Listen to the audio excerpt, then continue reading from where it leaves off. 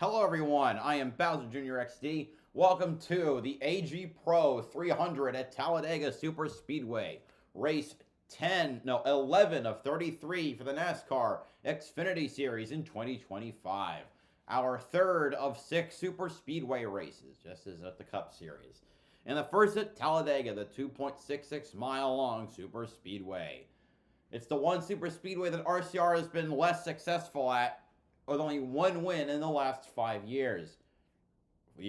5 races there. So, theoretically, they might not win today, but Jesse Love won last year and he's on the pole, at least the spring race. So, who knows? Another underdog, Joey Gase, he qualified at an incredible 4th, which is wild considering the 53 car is 38th in owner points out of however many cars are running full time. It's less than 38. So, let's see. I'm hoping that he can put together a good run and not get wrecked. Catherine Legg makes her Xfinity Super Speedway debut, and Jesse Iwuji is running his first Xfinity race since 2023. God help us all with the Iwuji caution clock.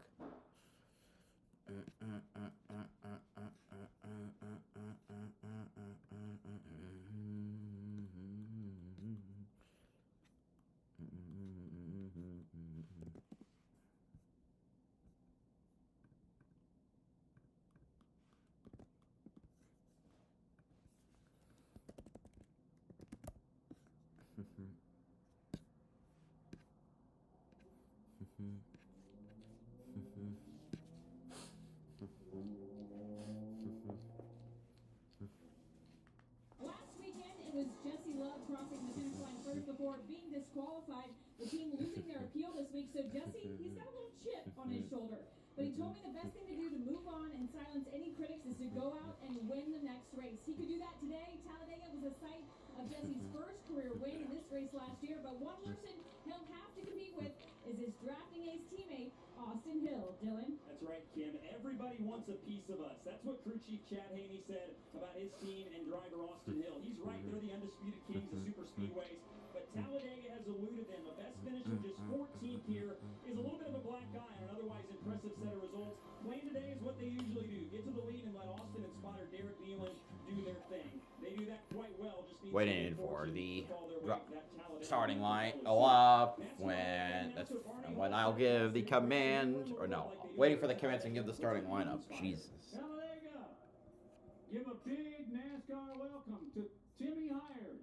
By day, he's an AgPro company's partner and corporate sales manager.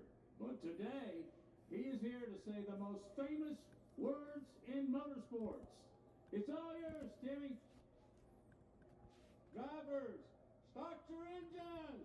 Alrighty, and with that, 38 drivers ready to take to the track. There were 3 DNQs. The 29 of Jake Garcia for RSS Racing. The 87 of Austin Green for Jordan Anderson Racing. The number 14 of Garrett Smithley for SS Greenlight Racing. Alright, starting 38th. Driving the number 45 Simcraft Chevrolet for Alpha Prime Racing. 49 years old from Parkland, Florida, Cesar Baccarella. Starting 37th, driving the number 44, Clark's Directional Boring Inc., CW & Sons Infrastructure Chevrolet for Alpha Prime Racing. 34 years old from the Woodlands, Texas, Brennan Poole. Starting 36th, driving the number 91, Chevrolet Accessories Chevrolet for DGM Racing with Jesse Iwuji Motorsports. 37 years old from Carrollton, Texas, Jesse Iwuji. Starting 35th, driving the number 39, Syapps Ford for RSS Racing. 37 years old from Tucker, Georgia, Ryan Sieg. Starting 34th, driving the number 41, Audible Ford for Haas Factory Team. 21 years old from Franklin, Wisconsin, Sam Mayer.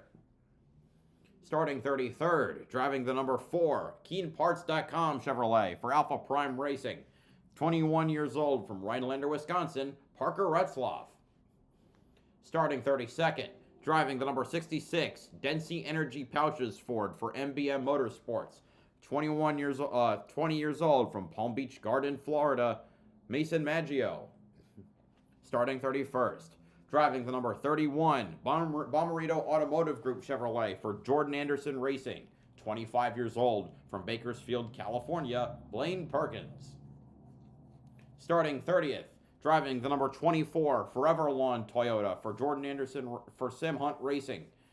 35 years old from Mooresville, North Carolina, Jeffrey Earnhardt. So I need to check something about that Talladega starting lineup. I could have sworn Maggio was 33rd. Nope, I guess not. All right, starting 29th, driving the number 25, Dex Imaging Ford for AM Racing. 24 years old from Huntersville, North Carolina, Harrison Burton. Starting 28th, driving the number 07, Mad Heavy Hall Chevrolet for SS Greenlight Racing. 32 years old from Orchard Park, New York, Patrick Emmerling. Starting 27th, driving the number 32, Elf Cosmetics Chevrolet for Jordan Anderson Racing. 44 years old from Guildford, United Kingdom, Catherine Legg. Starting 26th, driving the number 28, RSS Racing Ford for RSS Racing. 24 years old from Tucker, Georgia, Kyle Sieg. Starting 25th, driving the number 35, CB Fabricating Chevrolet for Joey Gase Motorsports with Sean Austin. 43 years old from Anderson, Indiana, Greg Van Alst. Starting 23rd, driving the number 48, Pickers Vodka Chevrolet for Big Machine Racing. 23 years old from Miami, Florida, Nick Sanchez, the lowest starting rookie. Starting 22nd, driving the number 26, Thompson Pipe Group Toyota for Sam Hunt Racing. 23 years old from Anaheim, California, Dean Thompson, the second lowest rookie. Starting 20th. Wait, no. 21st. Driving the number 70, Mesrano, Alabama Injury Lawyers Chevrolet for Cope Family Racing. 20 years old from Mooresville, North Carolina, Leland Honeyman Jr.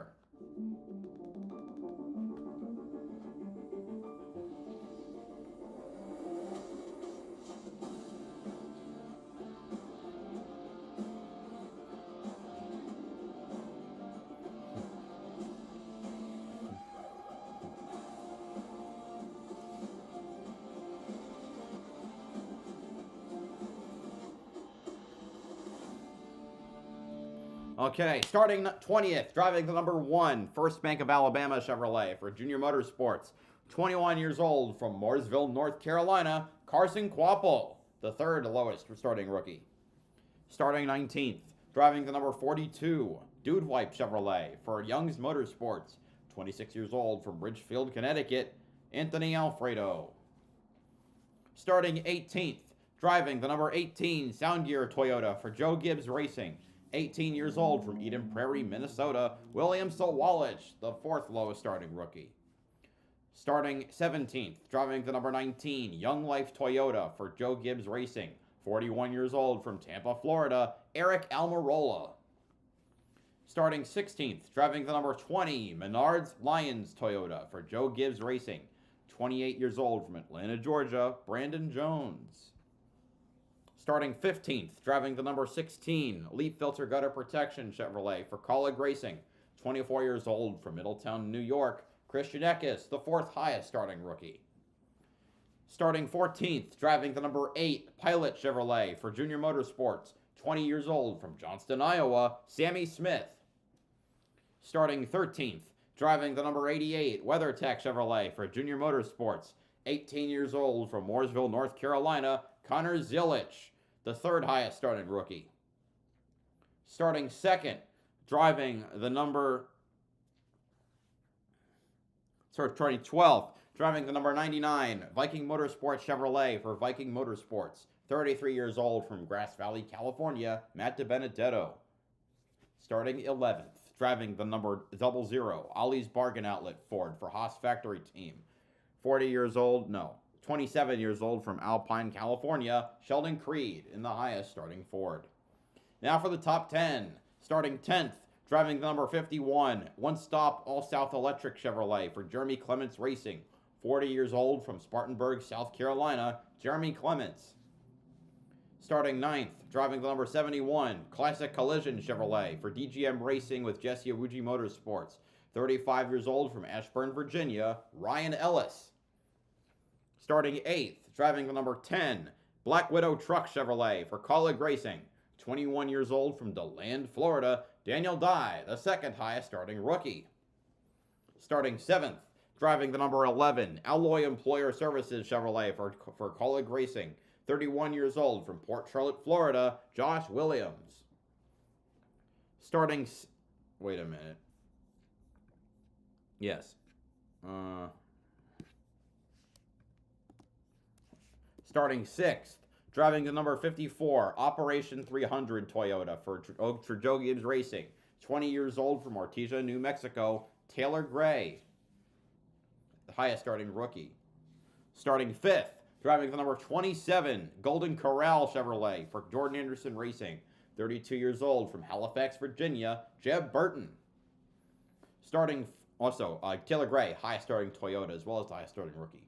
Starting 4th, driving the number 53, Hoover AV Chevrolet for Joey Gase Motorsports with Sean Austin. 32 years old from Cedar Rapids, Iowa, Joey Gase. Starting 3rd, driving the number 7, Hellman Chevrolet for Junior Motorsports. 38 years old from Riverton, Illinois, Justin Allgaier. Starting outside pole, driving the number 21, Bennett Transportation Chevrolet for Richard Childress Racing.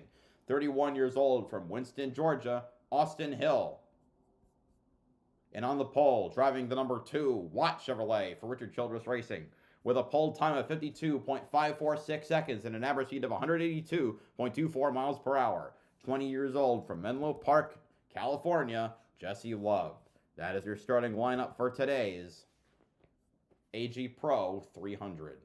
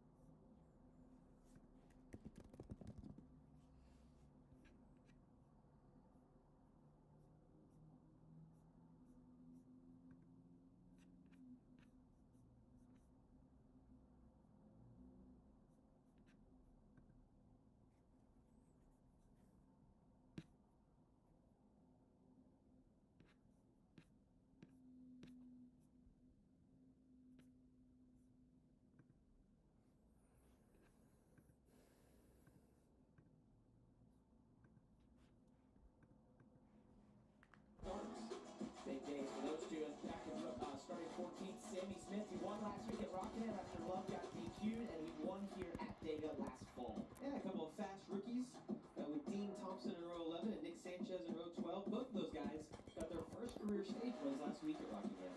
That was great to see. And at the back of the field, we have two fast forwards usually. Sam Mayer in the number 41 and Ryan C. in the number 39. 3 combined runner-up finishes at Talladega, both looking for their first drafting track win. From the back to the front, pole sitter Jesse Love takes the outside lane.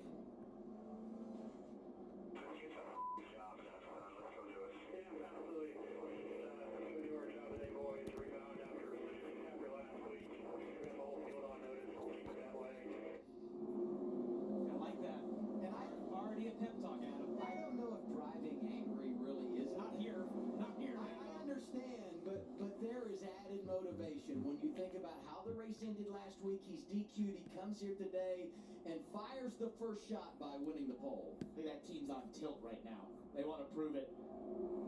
Our race analysis, and crazy enough, at a place like Talladega, strategy can be a part of the equation. It absolutely can be. First stage 1 and 2, 25 laps. The final stage, 63 laps. The only green flag stop we should most likely see in that final stage in the fuel window is 43 to 45. Expect these cars on pit road somewhere between 68 and 74 if we go green. Pole sitter Jesse Love takes the outside lane. Teammate Austin Hill to his left. 6 front row start for Austin at Talladega, but he's never won, never finished inside the top 10 here. I'm happy to say, It's raced in. All right, 94 laps around, or no, it's all, The green flag in the air. I can't remember the race distance. Damn it, 113 laps around a 2.66 mile tri-oval. We're green at Talladega. Here we go. Jesse Love with a big start, and Austin Hill files in right behind him. To give the two the chance to get in front. Yeah, and I don't even know if they worked together, Parker. It almost looked like the 21 spun the tires a little bit. And waiting allowed Jesse Love to get up front, but now they're together. We just talked about it. The RCR car is extremely fast when it comes to these type tracks. I mean, Jesse Love is almost a half second quicker than third place in qualifying. It'd be interesting for us to watch how the balance of that car is. Though typically, when you have a fast car by yourself, it's really loose when you're in the race. See that 53 black car right there? Joey Gates slots in the fourth up there with an incredible qualifying effort yesterday. Man, he's thinking right there, okay, I like this. Stay here, guys. Don't ever move. Don't get too wide. I want to be right here for the rest of the time. Yes, Joey Gates wants to say single file. The rest of the field is like, no, we're going to go ahead. Joey Gase, as I mentioned, the underdog, he slides into fourth. Racing alongside his teammate, the 11 is Josh Williams.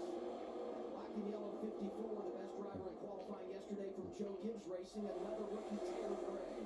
Yeah, and the most important thing you can pay attention to watching at home is which line is the longest. Whichever line has the most cars in it is going to be the fastest. It's going to have the most. Well, no shit, Parker. All day long. That bottom Taylor Gray is leading the middle lane, which is getting a bit of steam, at least on the back end. side, pretty easy to block. When you're in that Look at Ryan Sieg. He's shooting to join the pack as well. He had a big run, and it pauses in the middle, on the very top. where he's currently running in the back of the middle lane. And one thing you're doing, as you know, right now in these first early laps, is you're assessing those lanes, assessing which ones are working, what's not, who seems to be doing well in terms of pushing, who's not pushing well, and you're just trying to find out, hey, does the outside group have potential today? Do we need to be on the bottom? Is this going to gravitate towards the wall? Because every super speedway race is different. We watch Sieg and San Already 3 wide. You can see who's leading that outside lane. Harrison Burton. And Parker, that's a great point. You do evaluate which That lane, we got to see if that lane will build up. race long. Like this first stage, it might be on the bottom. All of a sudden, you start the next stage, and it might be on the top. And the drivers don't necessarily dictate that. It's just exactly kind of how the race is playing out. Jesse Love, Austin Hill move to the middle. Well, we just got to look there at Sam Mayer and Ryan Sieg linked up. They had to start at the back. Didn't qualify very well. Both had a similar issue. Both cars just trying something that ultimately didn't work. But they were not lacking confidence when I spoke to both crew chiefs this morning. Sam Mayer's crew chief, Jason Trincheri, said, we'll get to the front. I don't know if we have a car that can lead once we get there, but we will have no problem with a couple of those other Fords getting to the front of the hurry. And they go front of the way we're already inside the top 20. That's great info, Dylan. I think Austin Hill leading the bottom lane. Jesse Love goes down to go with him. Fords can be fast in single car qualifying. These speedways, Those two controlling the race, as it were. Yeah, and we talk about Jesse Love, the 2 car who's out front right now. Sometimes you can have a car that it's not quick by itself, but maybe it handles well, or it sucks up well. You can get to the rear bumper and the push like we saw Ryan Sieg be able to do. The one thing that sticks out to me right now as we ride on board with Justin Allgaier, he wasn't content third. He went to the outside. He's trying to get that lane to move forward. And as you watch Jesse Love in front of him, he's going to manipulate the lanes, trying to get in front of his teammate, pull that lane forward, hope it stalls out, and then move out and do the same thing with Justin. Love is leading, but he's not looking out the windshield. It's all about that rear view mirror. Oh, come on. It's been 4 laps. The lanes, Paul Silver has led them all early in Vegas. Cole's mom, tucked in or out? In for the wedding photos, out for the dance floor. Yeah. No, like you're dancing, just like a person. Oh, sure. Yeah, that's Hey, honey, I'm dancing. Don't. Okay. And that's how you calls. Ace's new Yard RX program. Almiral is looking. Oh, 4 wide, a little farther back there. Ah! See one car darting out. It's a yellow car. Because when you want greener grass, Maybe that's Creed in the Ollie's car. now you can get a person. Gotta be careful. 3rd lane trying to reform. Top 10 are ahead of the pack. It's 4 wide there. Season guaranteed. Josh Williams gonna be stuck in the middle. So he can get back to the inside. He does. Service so good it's guaranteed. You prepare for the unexpected, and so do we. Our workwear is built with durable water-resistant technology, so moisture, dirt, and grease don't stick around. We offer unsurpassed comfort and mobility, so you can be as versatile as our specialty performance fabrics. Our integrated workwear systems mean a sudden change in the weather doesn't change a thing. Middle lane. Here's Sammy. No, that's Jeb Burton trying to dodge out. We got Taylor Gray trying to make the move. Work wonders. True work. He's now leading in the outside. Now it goes down the middle. Allgaier ahead of him goes to block that. Now Austin Hill is the leader of the bottom lane, where Jeb Burton now files. Jesse Love is on top. He goes bottom to block.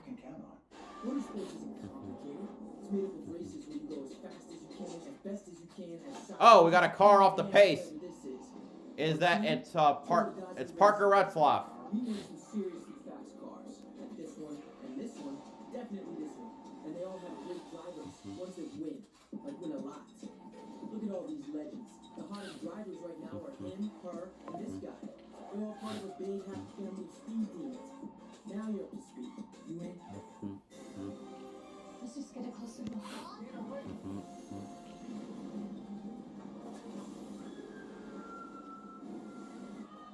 5 immersive worlds.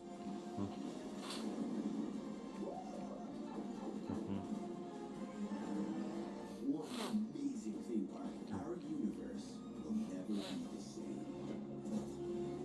Oh, you gotta see this. Epic Universe, only at Universal Orlando Resort. If you're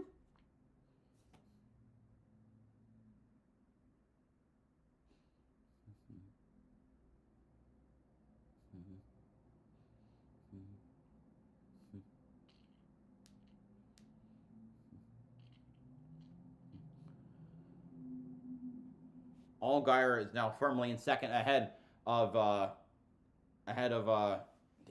Austin Hill. Meanwhile, the inside the lanes are coming and going. Furman thought that the inside lane was going to be left alone, and then much of the outside lane moved down. I think like 4 or 5 cars. Joey Gase is still hanging out there in the top 10.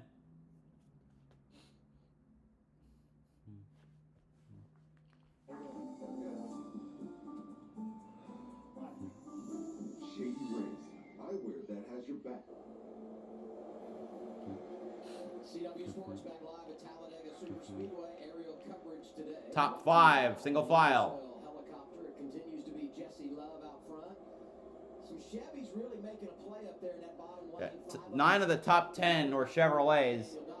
Toyota's starting to come in the outside lane. They're trying to make this third lane work, but it's not quite good. There's the 19. Right here, it looks like those couple Chevys up front have really just controlled this race, led by Jesse Love. Austin Hill, Jim Burton in that group as well, had a fast qualifying effort, but those Toyotas up top, they're trying to make this third lane go and keep an eye on that middle lane. Now let's start to go as that third lane gets fast. Well, as that middle lane fades away, you got to hope more of them go to the top if you're in the top lane to get more cars in that lane. You see Carson Quapple about halfway back is stuck in the middle of side drafting.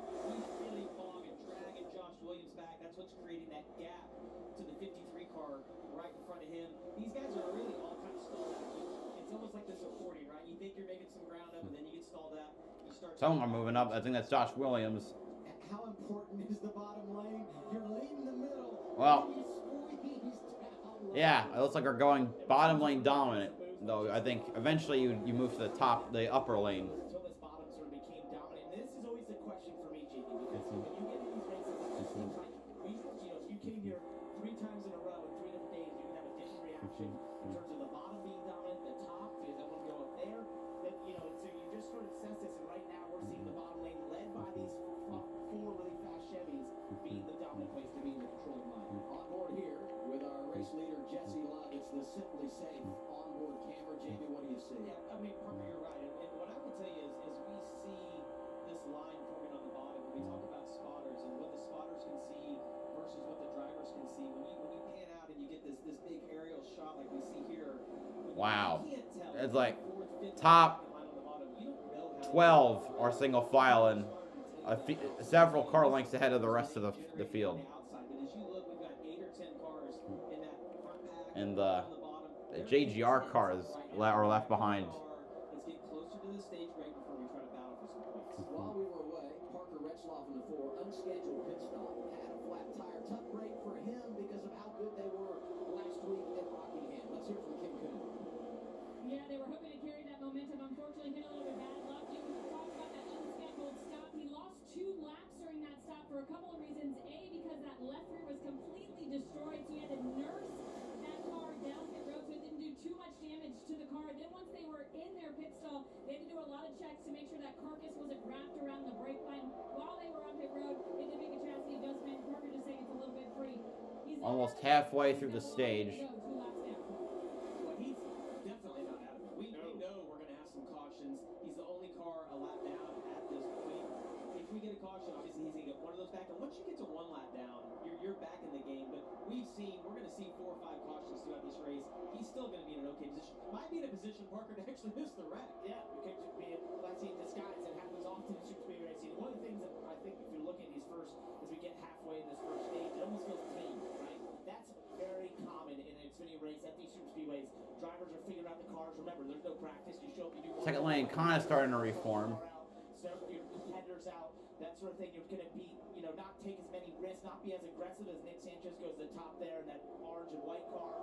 But then as it builds, you get more comfortable. That's when we see those aggressive moves. Halfway through stage 1 at Talladega, coming out of the first turn into the straightaway, was key for Jesse Love to get ahead of the curve. All right, so we'll probably have one or two more commercial breaks before the end of the stage.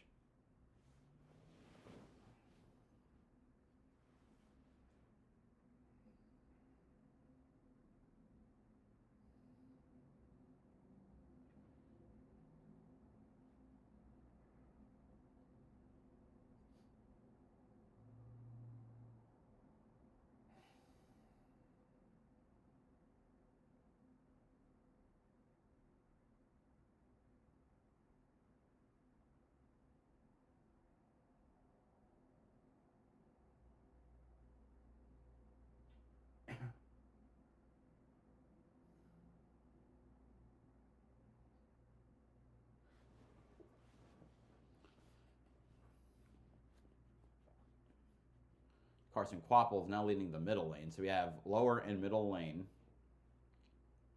He's out next to Joey Gase, who's now in 7th. So top 5 are single file with Daniel Dye, the last one on the top 5.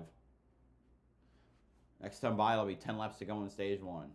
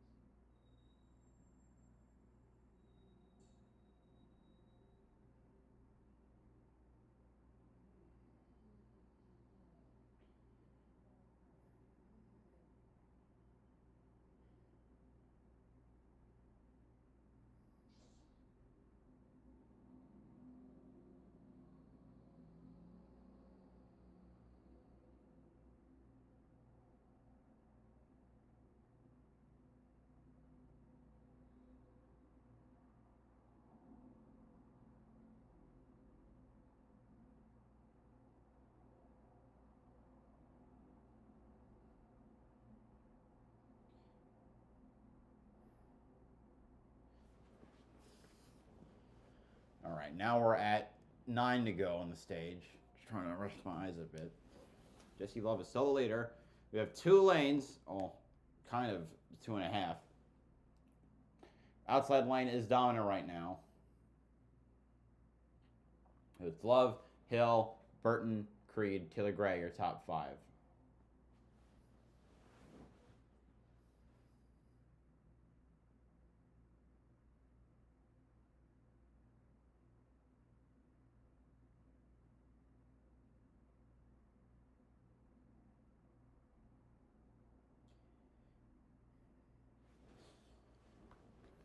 Superspeedway. Jesse Love in control of this race, but the field's starting to get a little dicey. We saw Someone trying to pull out of the inside and make a third lane.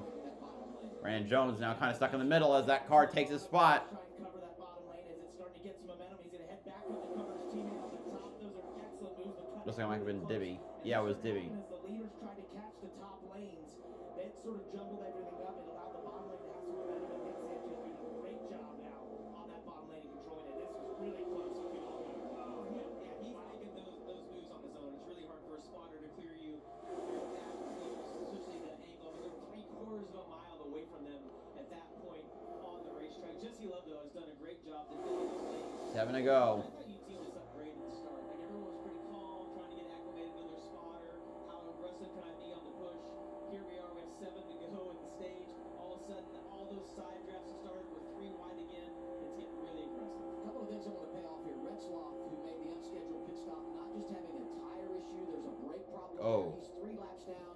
And the bigger problem for him, Anthony Alfredo had a vibration 42, makes an unscheduled pit stop. They're now 1 lap down, in line to get the free pass as we come to 6 to go in the stage. So, Parker, when I think about Daytona versus Talladega, it's about 8 feet difference in the width of the course, about 20% narrow or wider here at Talladega than Daytona. And I bring that up because as you watch these cars, Jesse Love, Austin, these guys on the outside, you see Sanchez and Allgaier who are riding on. It's such a difference in the distance around the corners. You can make up so much ground in the corners versus around the bottom.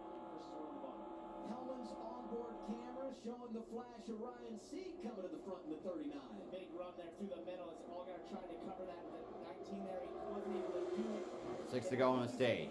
RCR still leads. Yeah, it's massively bigger. It feels like there's Probably waiting until the last bit if they're going to make a move at all. Fortunately, the Xfinity Series drivers can be cowards. going 5-10 spots of difference in lap by lap.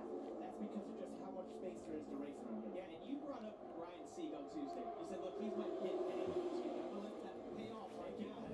Because in qualifying, we were a little bit nervous about where Sieg was going to be, but we've shown, I mean, Jesse Love's so fast in qualifying, but here's Sieg, who started all the way in the back of this pack, has worked his way to the front All right. position to get some good stage points. I was just going to say that. I look at the top 10, long way to go to finish the stage because so much can happen here in 5 laps. But several drivers. Joey Gase is back to 23rd. Damn. We need all the points we can get. And the other thing I would say, if you can get stage points in a race like 5 to go in the this, stage. what could come later, you need to put all the money in the bank you can. And one thing we've seen is the RCR teammates in the front have worked together really well. But if you look at that middle lane, it is all Toyotas. And they're lining up right now, really doing a great job working together. We know in Xfinity, if you have strength in numbers, if you commit to that, there's huge payoffs in doing that. So I'm looking at those Toyotas right now in that middle lane. Yeah, and I saw the exact same thing at the same time. Like in the same brain. All I can think of is that they're working better now than I've seen in the past. I mean, it really seems like these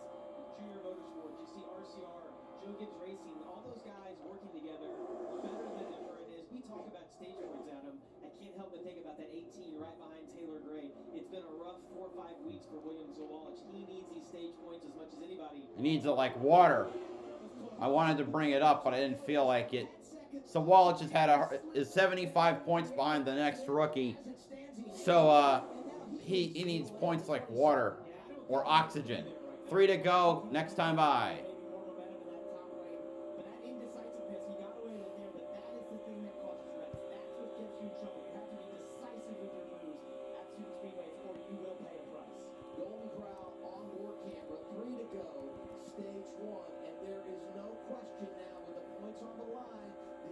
Is really starting to turn up. Yeah, and as you look at Ryan Sieg and the red or the white and red 39 right there on the inside, I see a lot of movement from that car in the middle of the corner. It almost looks like the back's moving around a little bit, and as you get 3 wide, like you see Jim Burton and Taylor Gray Williams, There's Austin Hill trying to make the move to the outside, trying to find a way around Jesse Love, but Love blocks him.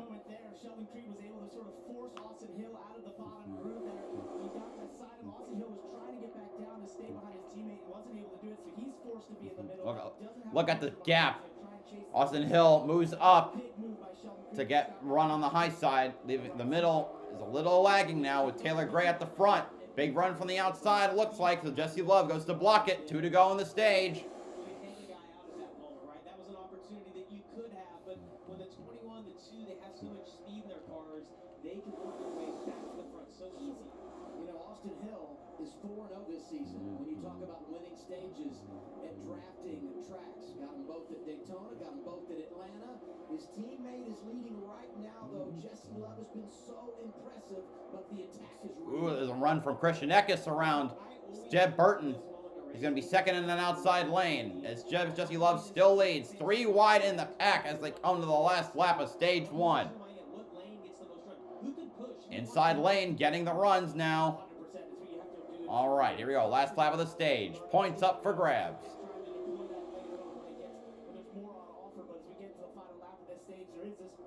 We see Love now with a noticeable gap from him to the rest of the pack. This is going to slide upward to block Austin Hill. Here's a push from Eckes to Austin Hill. Hill moves to the inside. Jesse Love takes a spot on the high side, but Hill might be the leader now. A little gap between him and Sheldon Creed as they head into turns 3 and 4. Eckes trying to split the middle, but Love won't let him. Jesse Love moves down to block Austin Hill. Eckes goes to the high side. It's 3 wide in the pack, but it'll be the number 2, Jesse Love. He won last year's race, and he'll win stage 1. Jesse Love wins the stage. Austin Hill 2nd, Sheldon Creed 3rd, Christian Eckes in 4th, Ryan Sieg 5th, Josh Williams 6th, Nick Sanchez 7th, Harrison Burton 8th, Justin Allgaier 9th, Jeb Burton with the final stage point.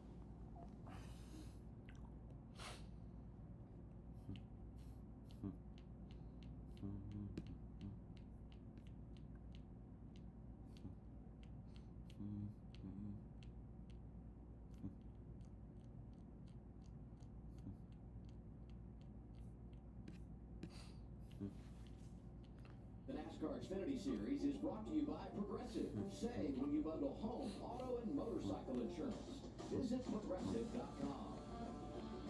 Credit One Bank, NASCAR American Express card. And by Subway. Get the meal of the day, a legendary 6-inch sub, chips, and a drink, only $6.99 at Subway.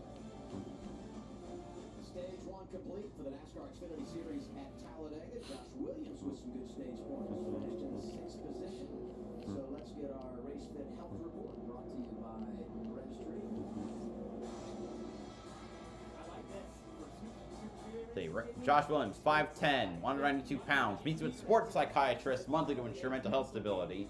Works on legend cars, late models, and Bandoleros. His gym is The Garage. I don't know how much he's benefiting in the car from that, but if that's what he feels like works for him, well, then he knows the cars well. You know, some people have their gym in the garage. His gym is the garage, right? Pit stops are big here, and there could be some strategy. Some teams like to do 4 tires at the end of the opening stage. Others say, let's go 2 here, 2 at the end of stage 2. Most would go fuel only when they make that final pit stop of the day. Progressive Pit Road is open. Dylan, here they are. And Adam, we're going to see a couple 2-tire stops, I believe, from a couple cars at the front. Austin Hill at the top of the screen, finished second in that first stage. Started free and then got more free as they went. They don't like that. They want to be on the snug side. They'll change right side tires here. Looks like there's an air pressure adjustment. A little slow leading. They'll agree to go around and change 4 tires. He was a touch free on the exit for Austin. On the bottom end.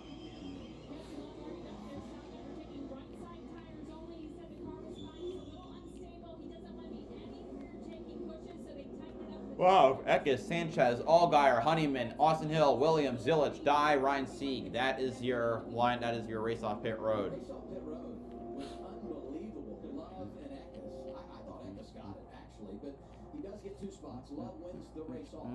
Sanchez +4, +5 for Allgaier. Honeyman +20, maybe fuel only there. And by that much, it's Jesse Love who maintains the top spot.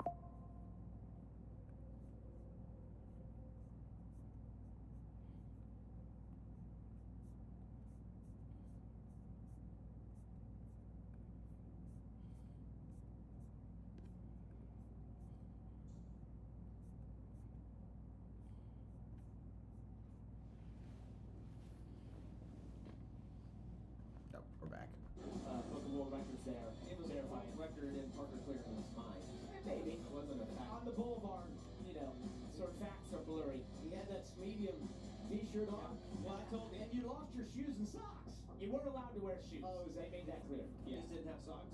No, I took the socks off too. Yeah. I went full barefoot. But when I think of the Boulevard, I think I want socks. Rubber shoes. Let's get a report from Dylan. Well, you guys talked about the flexibility of what kind of tires or what amount of tires, I should say, you want to take during pit stops. This was Jonathan Tony's report on the tires that came off the 00. Yeah, tires, I'm pretty sure if you drive these tires, they're Richmond titanium back and not wear them out. So, yeah, you can run tires probably about as long as you want to today, guys. They make you feel good though, Parker. It's pretty You know, typical here. If your car's not handling well, you're like, I need tires. Yeah. They lose some grip from heat. That does happen, and you'll feel like new ones give you that chance to just be a little bit more aggressive at times. But that's interesting because sometimes the first run it can be the worst, and for them to be that good for the first time, then it's only going to get better. Tire violation on the pit stop. Taylor Gray dropping to the rear. Unfortunate penalty for him. Let's go back and take a look.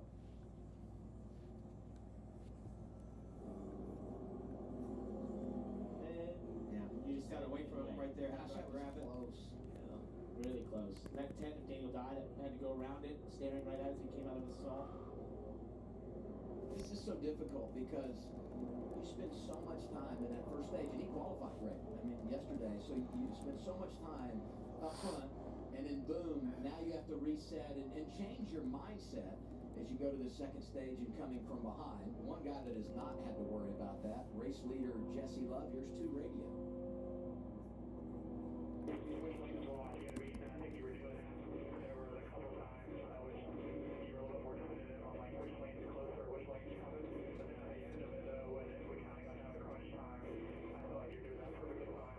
And I want that level of intensity, like some kind of the whole run if possible, to where I got you to hit. Yeah, so they've been working on this with Jesse Love, and Parker, what they're referencing there is when he makes a move, don't, like we saw Jeff Burton kind of move up and then want to move back down, like be more aggressive with your moves. I would just caution you early in the race. I don't know that it's worth that, but you know, it's working for him right now. Real quick, Leland Honeyman Jr. way back in the field, 31st. They did come back down pit road. He just went by his stall on that original cycle down the pit lane. All right, starting of stage 2. Here we go. Green, green, green again at Talladega. Jesse Love has Christian Eckes right behind him, and we saw what a good pusher he was. Trying to show him to see the early connecting from turn 22. So sketchy when you're in the car getting pushed through those first couple of corners. Kevin, the 48 and the 7 just hooked up on the top side right there. Six Sanchez got a good run. He's going to take the lead. He moves down the block. Jesse Love, or no, Jesse Love moves up to the top lane behind Jesse Love. Little note, outside lane on the restart. We saw it open in the race. Love was able to get the top spot. Sanchez slides out in front here. Ooh! Sanchez caught in the middle. Jimmy gets shoved in the middle. It was a late move. It was hesitant to go to the bottom. The 16 of Eckes had a big run. The 21 pushing him. Now it's at the line. Christian Eckes leads, but Jesse Love has to run on the high side. Eckes trying to not let him get away, though. Late move, try and block Christian Eckes. That could have very well caused the wreck. Went for it again, but no space. Your day's over, so it's okay at this point. Don't take that chance. And that's exactly what Jesse Love was referencing with his spotters. You see him controlling the front once again. He wants that intensity you would have in the last few laps of a stage, the last few laps of a race all the time, because you've got to make moves that are super decisive.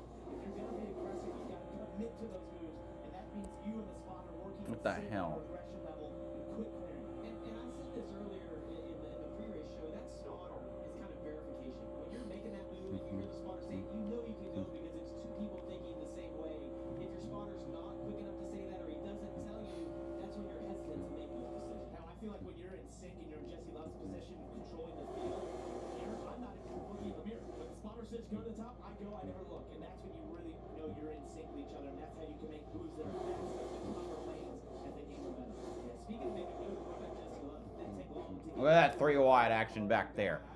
is on the inside right there. Love. Christian Eckes So now looks Dreadnought to high side. Hill trying to go down low. Eckes goes down there too. On the high lane, or now middle lane, Justin Allgaier and Sammy Smith. And now on the outside, the high line, Sheldon Creed. the speed that they have. It's 3 wide for third. Or fourth is the top three, or 2 or 3 or single file, top 2. So 3-way for third, and top 2 single file. Don't miss your chance to race for the millions. The NASCAR Powerball Playoff is back. Enter now to win a VIP trip to the NASCAR Cup Series Championship race at the Phoenix Raceway, where you could take home $1 million. The race for the million is on. Powerball. See Love drifting down in the middle, where Sammy Smith is now. Allgaier is now on the high side, ahead of Sheldon Creed. Liberty Mutual is all she talks about since we stayed hundreds by bundling our home and auto insurance. Jesse Love's a little out there. Black will close back in. And you see Sammy Smith cuts to the inside. Jesse Love one that went high, and Sammy Smith in the middle. Sammy Smith goes to block the high side, goes down middle, but Sammy Smith is the new leader. She's two. Out inside lane, looks like it might start to decay just a tad. Your local Ace is the largest national retailer of steel power tools, gas or battery. Almirola, second now on the middle lane. You can find it at Ace. Order online, get free pickup or free assembly and delivery. Ace is the place at the helpful hardware, folks. I had over $36,000 in debt. I didn't even know how I was gonna buy food for my kids. I picked up the phone and called National Debt Relief. They were my savior. National Debt Relief can significantly reduce the amount you owe. Now that I'm out of debt, I feel a little free, I feel a little powerful. I'm doing the things I wanted to, singing in a chorus. Jesse Love coming back under Sammy Smith to take back the lead. Jeb Burton now the leader on the inside. If you feel held back by the weight of financial decisions, we can give you the tools to help you break free. Credit Karma gives you personalized guidance to improve your credit, savings, taxes, and 3 wide for the lead. Sammy Smith, Jesse Love, and Jeb Burton, I think. Did you know you can save with GoodRx, even if you have insurance? Jeb Burton makes a big move to the middle lane to block Jesse Love. That'll step him now in the third row. Christian Eckes surging on the inside. As RCR, for the first time, is not occupying the front. Except Austin Hill gave the push to Christian Eckes. He's now up to the second row behind the leader. Okay, we'll see you next time. Another good reason to check GoodRx. Let's just get a closer look.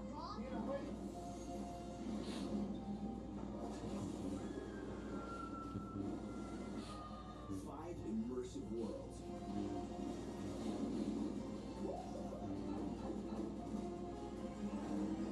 One amazing theme park. Our universe will never be the same. Whoa, you gotta see this. Epic Universe, only at Universal Orlando Resort. You know what's crazy? We're eating breakfast and none of us are morning people. I blame it on the bacon. I concur. Jeb Burton is the new leader. I know, right? Sounds good in my mouth. I read it in a book. Word of the day. I concur. Everyone's getting that new Simply Safe outdoor monitoring. How do we compete with AI-powered outdoor cameras and live agent monitoring? Stop. This is simply safe. Whoa, I didn't even see those guys. There's no safe like Simply Safe. You know, Jeb Burton restarted in the 16th position. And he's in the lead. He's leading this race right now. They did take 4 tires. I know we say tires don't mean a lot, but if you were watching when we were side by side, the maneuver... Sammy Smith moves right to the top, blocking Jeb. So Jeb moves to the top to block Sammy Smith. Austin Hill leading middle. Eckes leading bottom. Allgaier got a huge hit from Sheldon Creed, got very sideways there just a couple That was loose from Allgaier in the third car in the outside lane. Jeb to the middle. They just give you confidence sometimes to make more aggressive moves.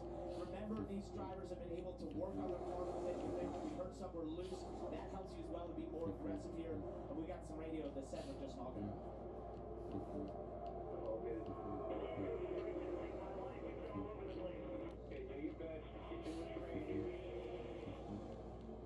So that's Darty, possibly, and we've heard that. Yeah, we've heard that. Jeremy Quinn had the same issue.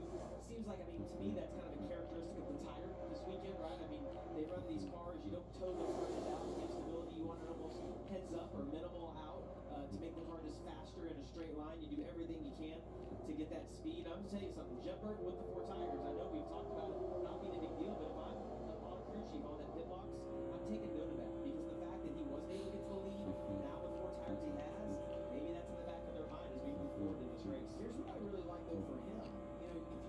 tires into stage 2, you compromise track position for the final stage. He's in a position now where he knows 2 tires are a great call. Jeff Burton leading this race, Carla. We know Jeff Burton has won here twice, but almost had 3 trophies to his name. He spoke with me about leading on the white flag back in 2020, and he said he should have thrown a block there, but he didn't really have the experience to know what to do. He said it took losing that race then to learn how to win, of course, which led to wins in 2021 and 2023. He said, look, this just comes down to not Maybe being 2025 is the next win. He used the phrase all throttle and no brains to describe what not to do here, guys. That's Jamie, actually. Yeah, that's my nickname for Jamie. You talk about riding the dictate next time. That's what I do to keep this on here. Listen, I just want to get back to Jeff Burton. You mentioned getting the best track position for that 3rd stage. He started 16th in this stage. That's what it's got to the front. So handling might be a bigger issue. I'd love to hear kind of his thoughts, you know, what he thinks is his car. Maybe Jeff Burton went middle then high to block a prospective run from Sammy Smith. Lanes are kind of staying committed to each other when it comes to it. They are. This is perfect for Jeff because you can play all 3 lanes. And if you do that correctly, it's going to keep you out front as you just keep covering the ones that have momentum. He has great experience. He's making some really decisive moves. Went middle high again. He's controlling it really well, and he's got a car that gives him the confidence to do that right now. He is, but watch that middle lane right there. You see Austin Hill getting a big shove from Jesse Love and Eric Almirola. Austin Hill up to 2nd now. He's in the middle lane. Will he try to block another one? He goes to block high. That looked like a slow block. Jesse Love now leading the middle lane. Absolutely. Thank you very much. Here comes the Jeb stays high. In some respects, Austin Hill just sort of left his teammate doing that in one way, you know, to go to the top there, but that's something that's curious. Austin Hill got a big run. He's now clear for 2nd. Austin Hill will tell you, if I see a moment to take an opportunity, I'm going to do it. If it's at your detriment, just find a way to get back with me. 8 laps to go. Stage 2 at Talladega. Jeff Burton leading. Big finish coming.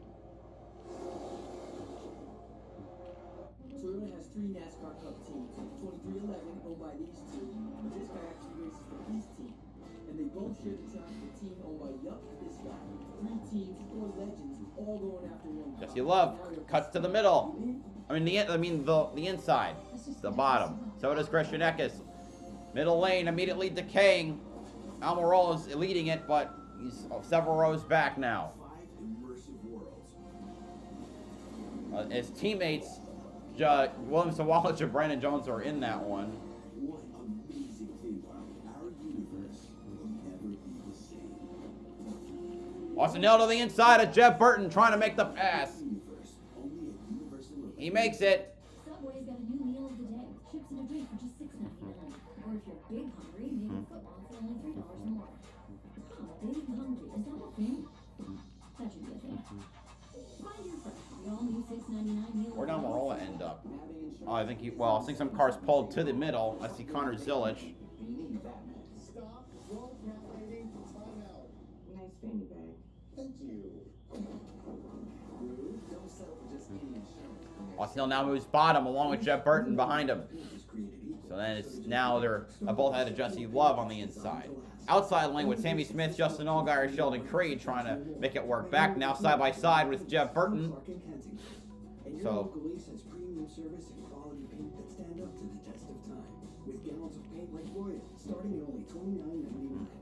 And right now, get 20% off gallons of select Benjamin. bum bum bum bum ba da da da da da. Aces the police with the helpful hardware, folks. This Xfinity Wi-Fi is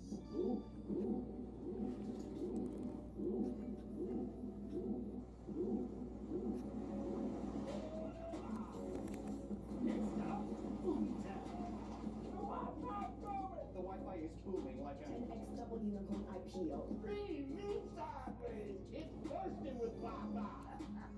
Now everyone who knows a boom when they see them is going to want to in. If you feel like you're on the wrong road with your finances, Credit Karma can help you push through to a better place. With personalized guidance to improve your credit with savings, taxes, and more, so you can find your way to money. Intuit Credit Karma. Karma you can count on. Coming up the last few laps of the stage now. Stage 2 for the NASCAR Xfinity Series at Talladega.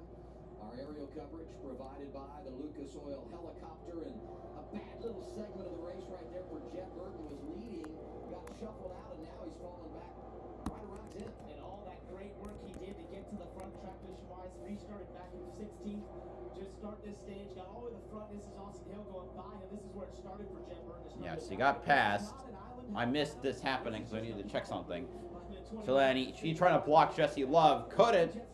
So he's going to fall out of the leading lane. And then Sammy Smith tries to cut around him. So he tries to move up, then move back down. Can't get in either lane, and so he falls out of it. It's back to 14th now. RCR 1-2 at the moment. Allgaier leading the outside. Oh, 4 wide. Daniel Dye sliding back to the field.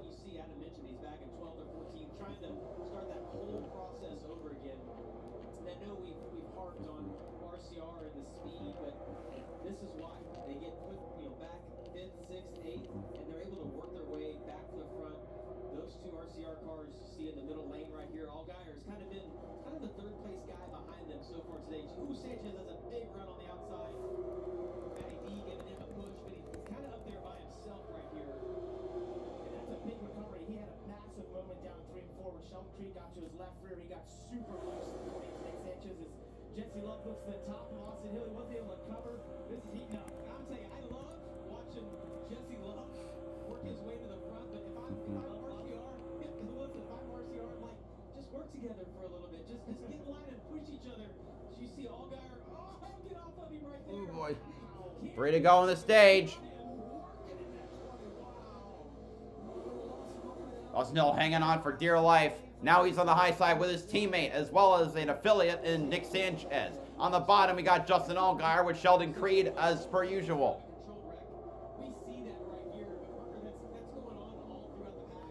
Middle lane is reforming with Almirola leading it. Replaying the moment where the 7 close to the back of the 21, almost caused a wreck.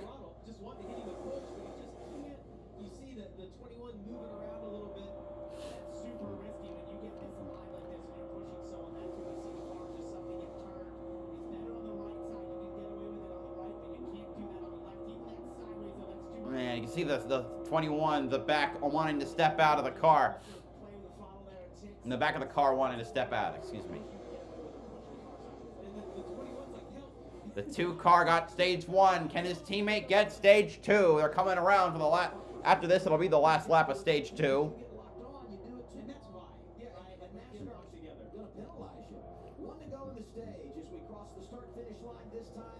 Middle lane is fully formed. He'll have to block 3 lanes of traffic. Here we go for the last lap of stage 2. Leading the lanes behind Hill. Love, Almirola, Allgaier. Now it's a 1, 2, and 3 by number cars in the first, second, and third rows. Almirola and Love battling for second. Pushes from the top and middle lanes might help either of those get a run. Love trying to see if he can get to move to the outside, go for a stage sweep, but Hill remains out front.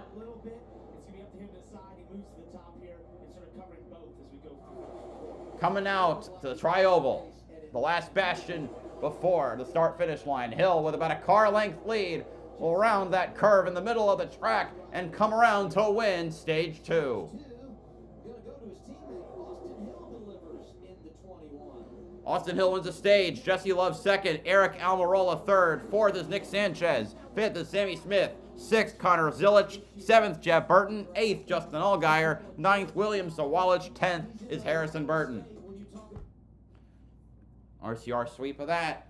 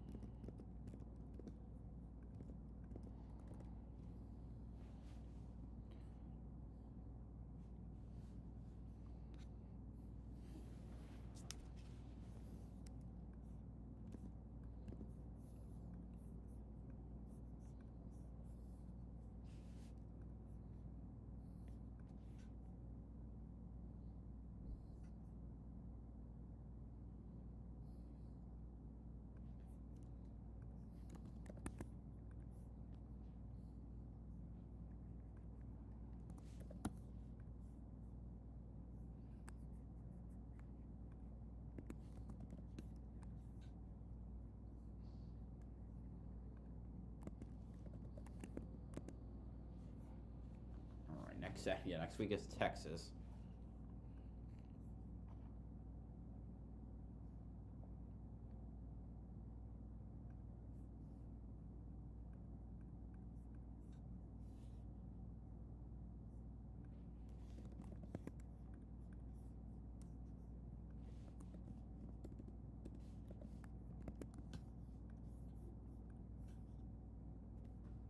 Williams, who when we come here seems to take it to a different level. Our race fit health report brought to you by Okay, meal staples. Turkey for Josh Williams. Turkey sausage, kale, quinoa stir fry, fajita chicken bowls, sweet potato brownies, and chia seed pudding. I've had chia seed pudding. It's actually pretty good.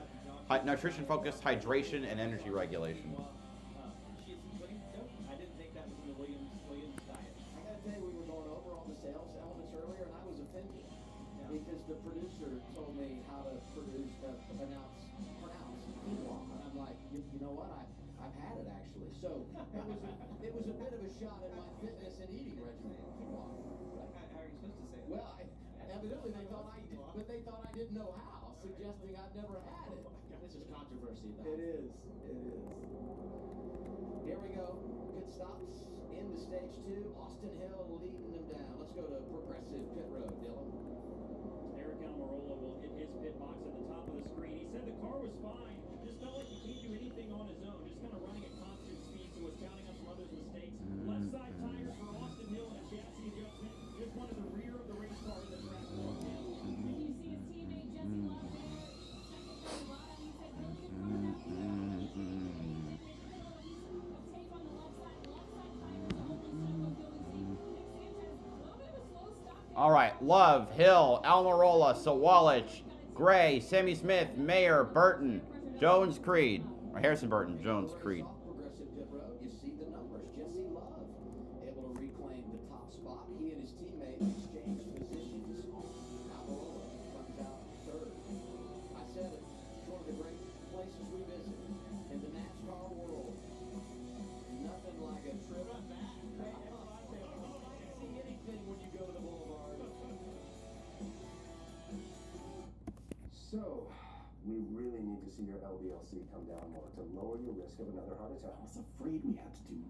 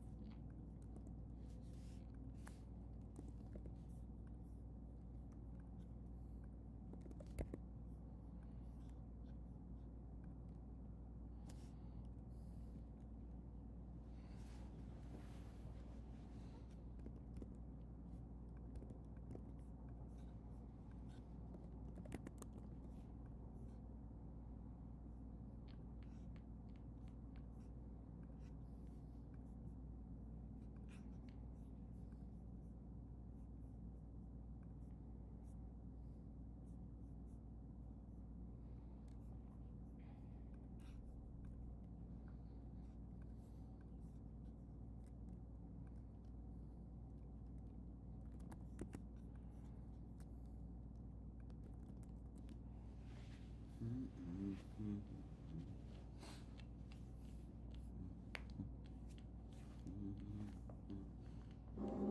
we go green here for the final run of the race, let's get a pit report for Kim. Yeah, we talked about that pit stop of Nick Sanchez being just a little bit slow. Some of that was he did have to wait on fuel, but they were tied up in the choreography of that stop because they did left side tires only. I talked with the crew, and they said that the gas man, the tire got in between the gas man and the wall when he went to grab that second can, slowing up just a little bit. Then they had to wait on fuel to make sure it was full. But despite that kind of little bit of mishap, Nick Sanchez really the only rookie that's been able and willing to mix it up at the front of the field so far in the first two stages. And when I talked to Nick earlier today, he said he needed to show people they have a fast race car and get other drivers' trust before the end of the race. And they also said, we're going to race the whole race because that's what Scott wants to see. And I know Parker can talk to this. Scott Borchetta, the owner, wants no riding in the back for his team. 100%, Kim. He made it clear to me one time we went to the back to try and protect the race car. He said, never again, I want to see that thing up front. And Nick has done exactly that. He's scored the third most stage points today, 11 stage points on the day. Really impressive. I think he's proven equally as a fast race car. Yeah, we saw those left side pit stops, which you only see here. It kind of messes the choreograph up of what happens there. You see right here with the 21 coming in, he gets it a little hot. You see that right front lock up. You see the tire changer on the left front have to reposition himself. Wasn't a big deal, but it hurts you about a second and a half, and that's what's allowed Jesse Love to get that lead again. Let's hear what Austin Hill had to say.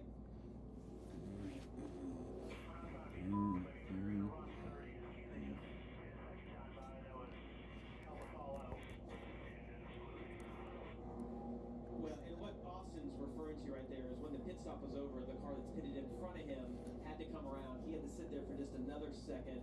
It just compounded the issues that they had there on pit road.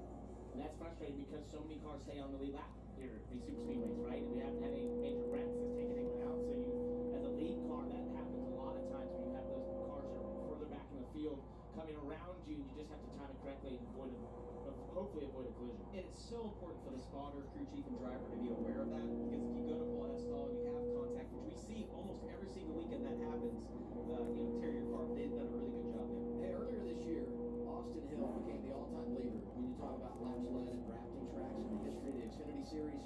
But look down at the bottom of the screen, this graphic. Jesse Love, with what he's done here today, is in the top 6 in only 9 races. He's led 348 laps, 35 of those come. All right, time to start the final stage, the second half of the race. Here we go. We're green again at Talladega.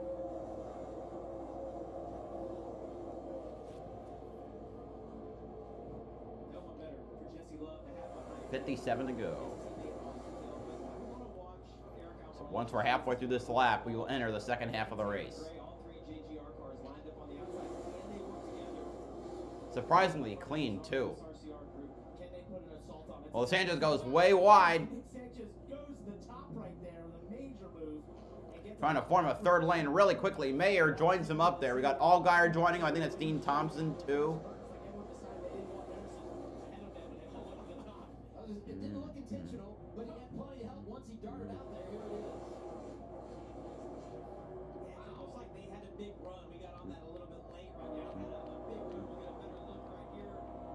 Yeah, they're generating a little bit of run right here, and he shoots the outside. It's an aggressive move. Gets to the outside of Harrison Burton as well. You have that momentum, and you want to use it while you have it. Kim said they want to be aggressive. That's a mandate from the boss.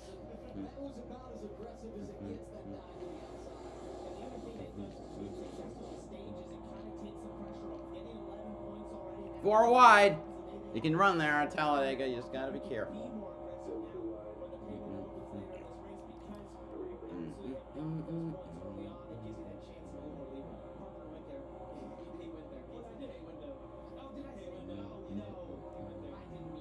Let's ride with Allgaier.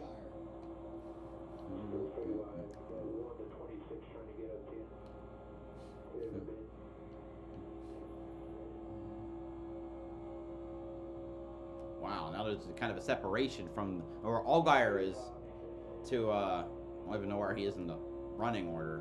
He's outside the top 20, it looks like. One thing that I did out of this,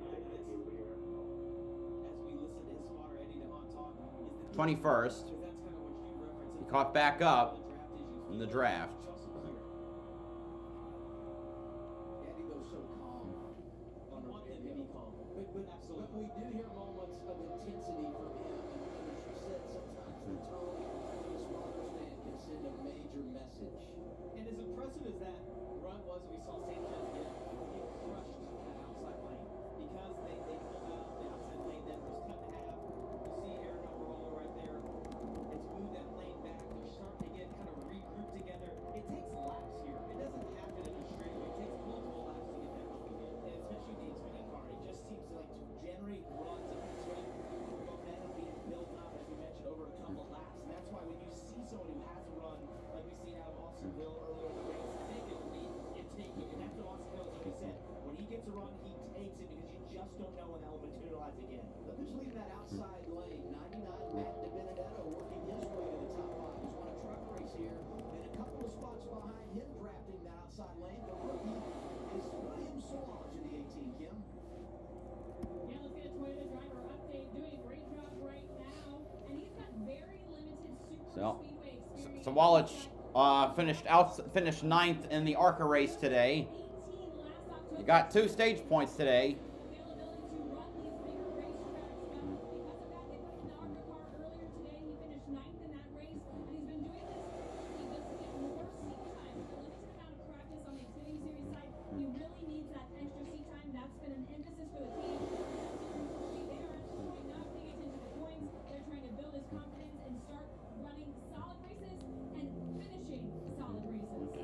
It's hard to believe when you look at the numbers.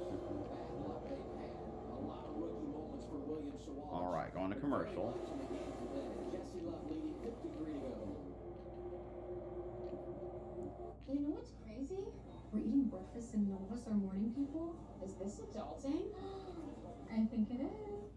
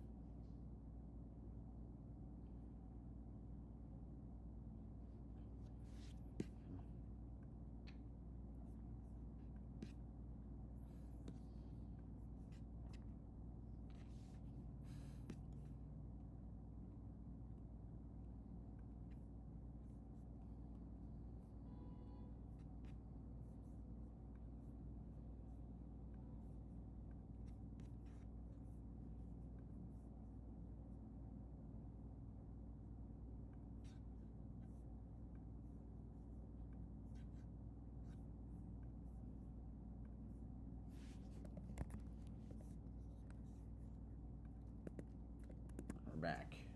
Talladega Superspeedway, NASCAR Xfinity Series racing at this historic track for the 38th time with Parker Kligerman, Jamie McMurray. I'm Adam Alexander.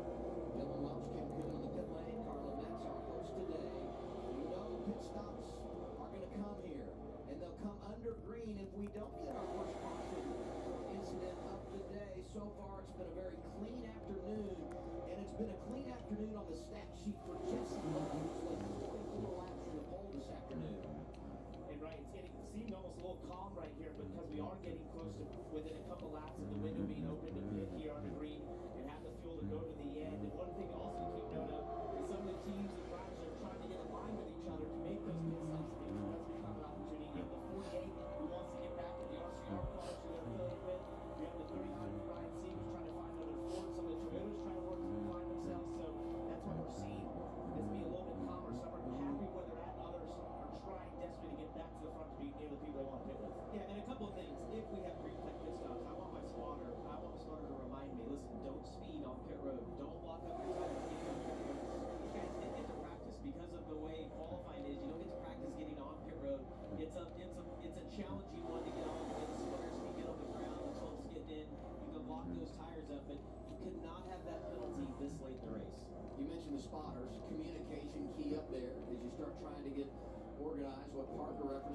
See, the middle lane is snaking a bit. A little, it's also on the outside, but that's a little less snaky.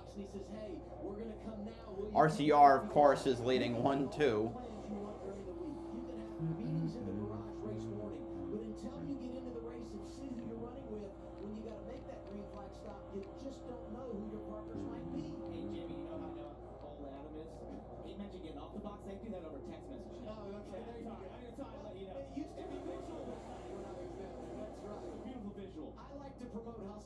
Danny Stockman, though, says I'm just into text message. What made me keep in mind as you watch this, if you think you're going to pit on the front side of this, you're going to get on the bottom where you see Jesse Love, Austin Hill, or if you're a little bit further back, Carson Waffle, Jet Burton, because you want to make sure that you don't have to come across traffic. If you're in that outside lane, you're maybe thinking we're going to go another lap, an extra lap, because it might take up some ground being on the outside, and those guys forming in that bottom line, pitting just a little bit earlier. Let's pick up some drivers here in the top 10. Haven't talked a lot about today. Brandon Jones leading that outside lane now. Won at Darlington a few weeks ago. Sammy Smith inside ahead. Last week's winner at Rockingham. Won here last fall. Right behind him, Connor Zillich. You know, he's raced 3 times in the draft. Once in trucks, twice in Xfinity. He's never finished a race when you talk about competing in the draft. But here he is, circling to the front. We mentioned Matt DiBenedetto. Jeffrey Earnhardt driving that 24 car for Sam Hunt. So some great names in the top 10. And they're starting to feel it out here as we work toward this pit stop under green. And Parker, you mentioned it. Look at Sammy Smith giving Austin Hill. Brandon Jones in the middle lane is working to almost a side-by-side. On the inside, you'll get a little more aggressive and push, try to get the 2-car back out front to get your row moving forward. What they don't want to happen is the 20 get out front and be able to move down in front of them, because it moves your whole row back one line. But you said it, it's like calm down just a little bit. Like for the first time in the race, the 21 almost seems content right now behind the 2. That wasn't the case earlier. Sammy Smith led some laps earlier. These guys have all calmed down just a little bit, I think, trying to get to that last pit stop and then race for it. And part of why he might be able to make it. You know the deal. We saw that right front lock up when he made his pit stop. And we heard a report from Dylan about the right, maybe a vibration. They're telling him pit now. There's the key, and you see the hand out the window of the 21 Austin Hill. The RCR cars are pitting right now. Yeah, and that's dangerous if no one behind them is pitting. You see them frantically, they're waving their hands. It's one thing for Sammy Smith, he can see their hands up the window. When you get 4 or 5 rows back, you got to depend on your spotter to tell you, because you cannot see that. This is right at the edge of the window, lap 68 here. This is basically the maximum out. The earliest you want to be out pit rows, you see a ton of Chevys, some of the calling Chevys, and Jet Burton joining them, and the Big Machine 48. Just a big group of Chevrolet, strength in numbers. Chevy has won the last 11 races here at Talladega, and a whole bunch of bow ties in the lane, Dylan. And Austin Hill asked that he would still be tightened up and battling that all day. They will have to change right side tires. He reported a vibration. We came from that slide the last time down the pit road. So Brent with the with that group of Chevrolets that pit, including, let's see, we got RCR, and basically the RCR affiliated cars. And it looks like the RC cars themselves did not get a good entry on the pit road.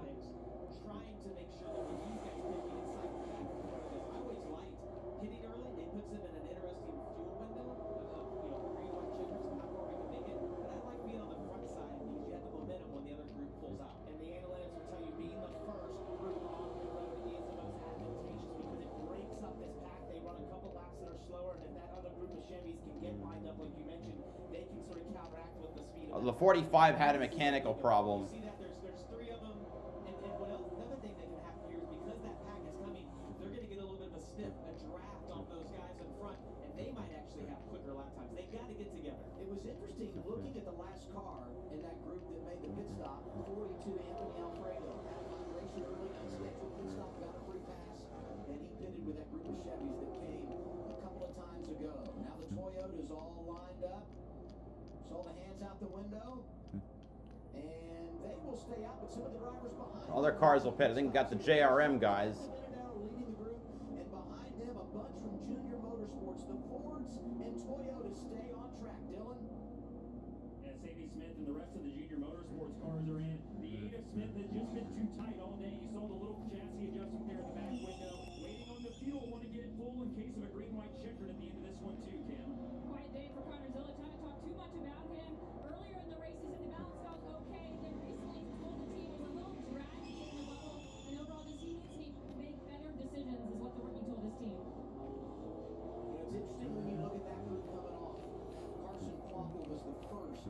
so he will have that group of drivers in tow. We'll see how it all merges together once everyone has made their scheduled stop here in the final stage. And these guys are grouped together pretty good. The pack that hasn't pitted yet, as you see right here, that first group that pitted, you see the momentum they're going to have, and these guys are a little bit late off pit road. The other advantage they're going to have is they're going to get that little bit of draft, but I think the second group is actually going to be in a little better position right here. It's just going to depend on that momentum that the first group has. A little bit of that was the main pack that they jumped away from, was actually turning for faster lap times in this group here. Chevys that we first saw. So let's see. Right now, the Toyota group no, the Toyotas have not pit yet. I don't know what the hell I'm saying. So looking at the RCR group, that's right now it's running behind the JRM group. Then you have the Toyotas up front, along with the other cars that haven't pit. We're staying out. That group that pitted first is running a little quicker lap time than what the Toyotas are right here. It's going to depend. This will slow them all down right now. When they get side by side, you can't be selfish in this situation. You got to get single file, maybe let a guy in, even though you don't want to. This just slows your whole pack down. And though it might benefit you in this group of cars, it's going to hurt you overall. I'll correct myself. Eckes came with that group at lap 69. 69 is when they made their pit stop. The other Chevys came at lap 71. And when you look at the bumper, you can see how many laps it's been since drivers made a pit stop. 40 laps to go. The strategy's starting to play out. Yeah, I don't think it's going to play in this group's favor right here of the Toyotas. They continue to run a tenth and a half, 2 tenths slower every single lap as they come down pit road right now. Toyota's going to make their stop here. All right. Leading them down. Look at William Sawalich, aggressive, getting to the line. So we have the Toyotas, and we have Sheldon Creed, Sam Mayer, Harrison Burton. Group as well, Dylan. Two of those Gibbs Toyotas at the front, Almirola and Jones. Both have felt like their cars have diesel fine. They just haven't really been able to do anything with it. Jones was stuck in traffic. Almirola just hasn't been able to get the runs he wants, Cam. Williams will also take 4 seconds of fuel, 2, 1, and he's definitely All right. I think most of the cars left, all that's having pet are back markers, basically. Ooh, oh, that was really hairy. Here's the Chevrolet group up front trying to pour through the tri-oval. There's the Toyotas are slightly ahead of them. They're not the leaders. They made their pit stops lap 69, 71, and the Toyotas coming off pit road. The fact that they're too wide is going to hurt them when they catch this next group. If they were single file, you can get to the outside, but the fact that they're too wide, I think is going to hinder them. It's just going to depend on how much momentum they have. Brandon Jones in the fluorescent car out front bottom lane led the Toyotas in. He led them off, and here come the Chevys on the attack.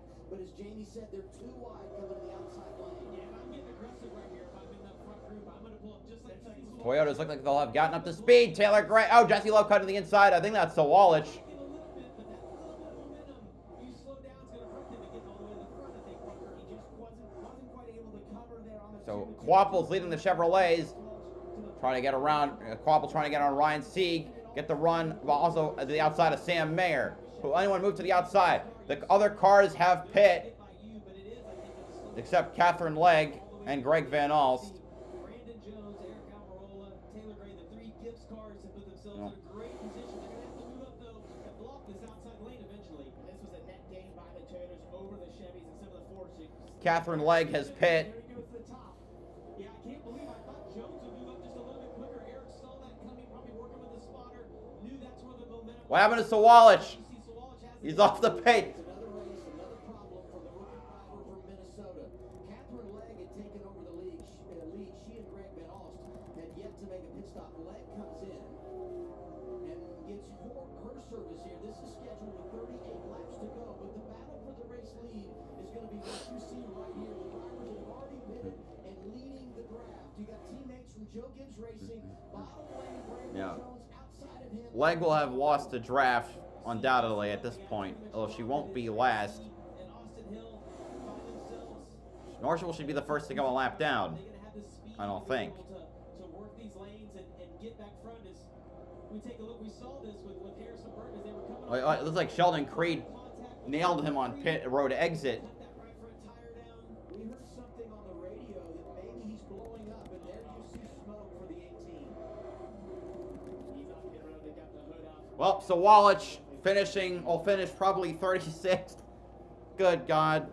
We're going to take you side by side. Swallowage is in. Tough ending for him. Brandon Jones controlling the lead pack right now. Greg Van Alst leading his first laps in the Xfinity Series.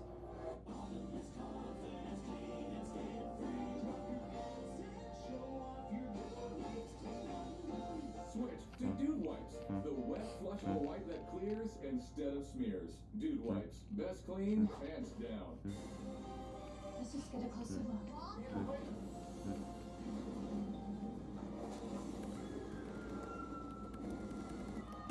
Five immersive worlds. Look at that, 3 wide. 3 wide and 4 wide behind the leader, Brandon Jones. One amazing theme park. Our universe will never be the same. They get the leader gets past. Epic universe. Greg Van Alst is on the inside. Resort.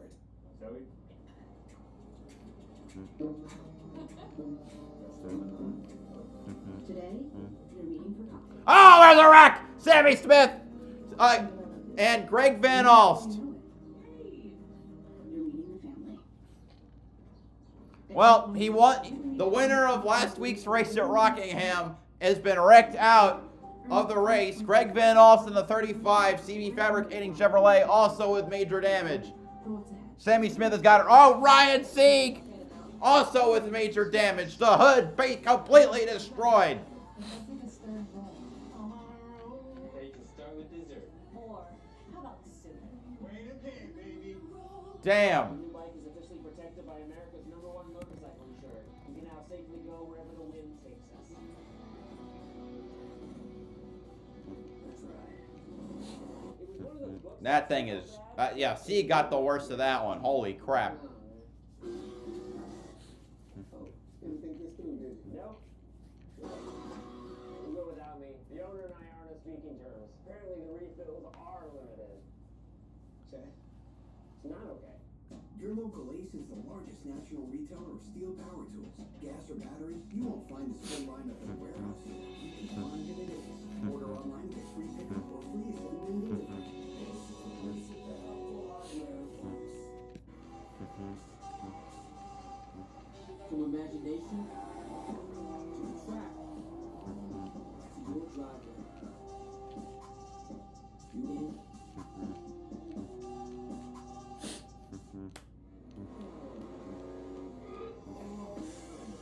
Oh, Jeb has damage, I think.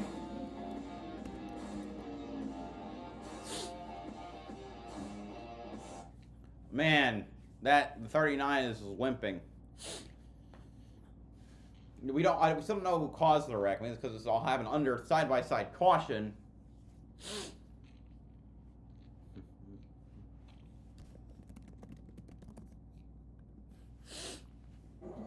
Under caution at Talladega Superspeedway, our third yellow of the day. See, straight to the garage. Sieg among those involved, taking his Ford to the garage. That was unfortunate. It was my pick all week. It's my Tuesday pick. Looking at Sammy Smith in the 4 wide. We're going through across the start-finish line. I saw him get turned Oh, he got clipped by into his right side. Jeb. Jeb even hits the wall. That catches Greg Van Alst as well. And the 8 spun around, and I'm quite sure the 39 gets damaged. Yeah, Van Alst has not pitted yet, so they have caught. Where did Sieg must have hit the wall later on. So the clip from Jeb sent Smith down and up, which hit Greg Van Alst. But he also went down and tapped when Sammy Smith cracked down. He clipped. I think he partially hit Ryan Sieg. But we don't know where did he hit the inside. Oh my God! He came back into traffic and hit another car. That were great last week, taken out here. Sammy Smith, who won. Ryan Sieg, who led a career high 77 laps. Who did Sieg hit? And get a restart. Is that Josh Williams? Talladega Super Or is that... It's a light blue car with a yellow roof number. Let's just get a closer look.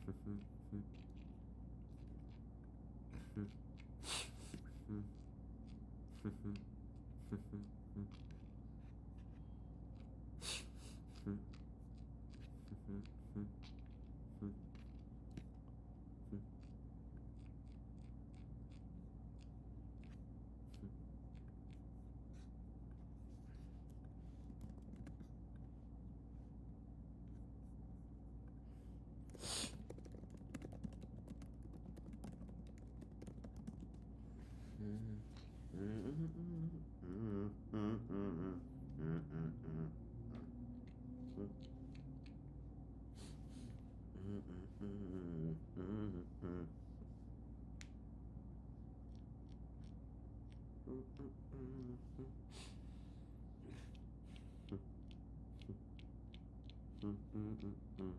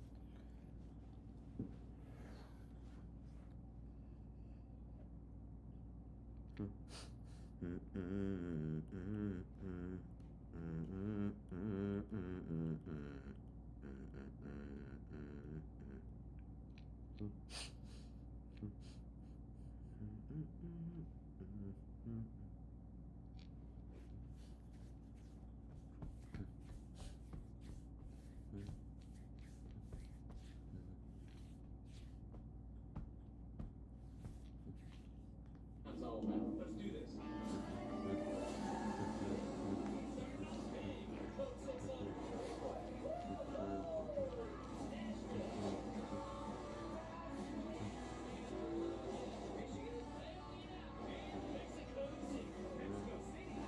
Someone say road course?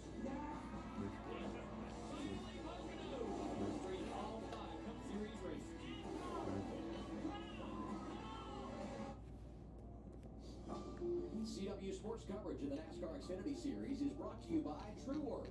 Upgrade to the world's most technical performance workwear.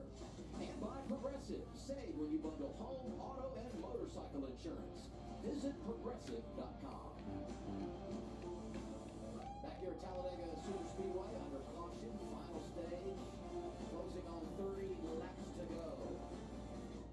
Sheldon Creed, Brandon Jones leading the way. We'll reset the running order in a second. First, we remind you next week, CW Sports Saturday is back with wall-to-wall action. First, we've got Xfinity Racing from Texas, followed by Grand Slam track. As the fastest athletes in the world compete for millions of dollars in Miami. It's a full day of speed on CW Sports Saturday next week, starting 1:30 Eastern Time, 10:30 Pacific on the CW. We've made our final pit stops of the afternoon. Greg Van Alsten's pit, everybody trying to go around him. Tight quarter racing in Talladega. You get a caution. Will there be more? The restart coming here in the final stage. When we return, it's the NASCAR Xfinity Series live from Talladega on CW. It wasn't Josh Williams he hit. I think it was one of. I don't know.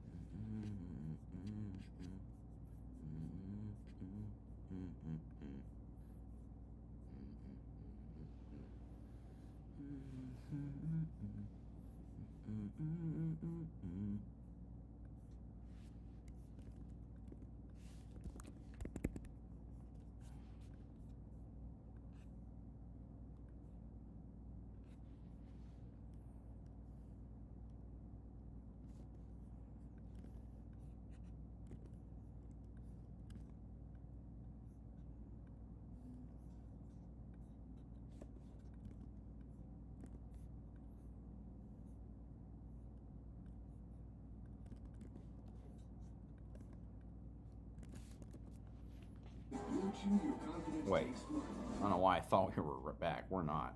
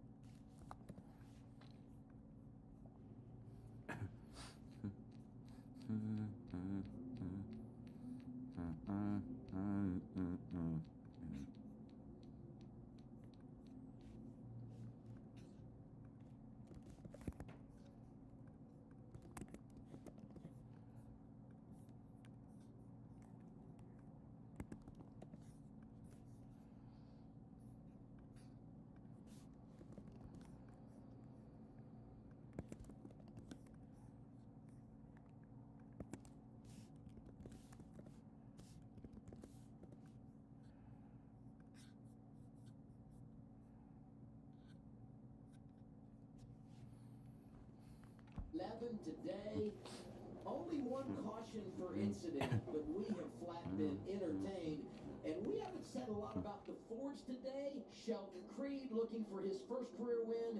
He leads after all the strategy is played out. Right, we saw him qualified. Some of them tried some things that didn't work. They were not very fast in qualifying. It looked like they just couldn't quite get assembled at times, but Sheldon was sort of the lone ranger of the Fords up there often as we looked at the first two stages of this race, and now that's put him in position to be in the lead here in stage 3. His closest friend is Harrison Burton, who's also done a good job to be in the top 10, Jimmy. And the Ford field has lost one, and that would be Ryan Sieg, who's out of the care center. Carla? Yeah, that's right. Ryan Sieg's day ends. You were caught up in the first natural caution of the day. It looked like you almost escaped it, though. Yeah, no, I thought I had it saved, and then the grass got us on the bottom.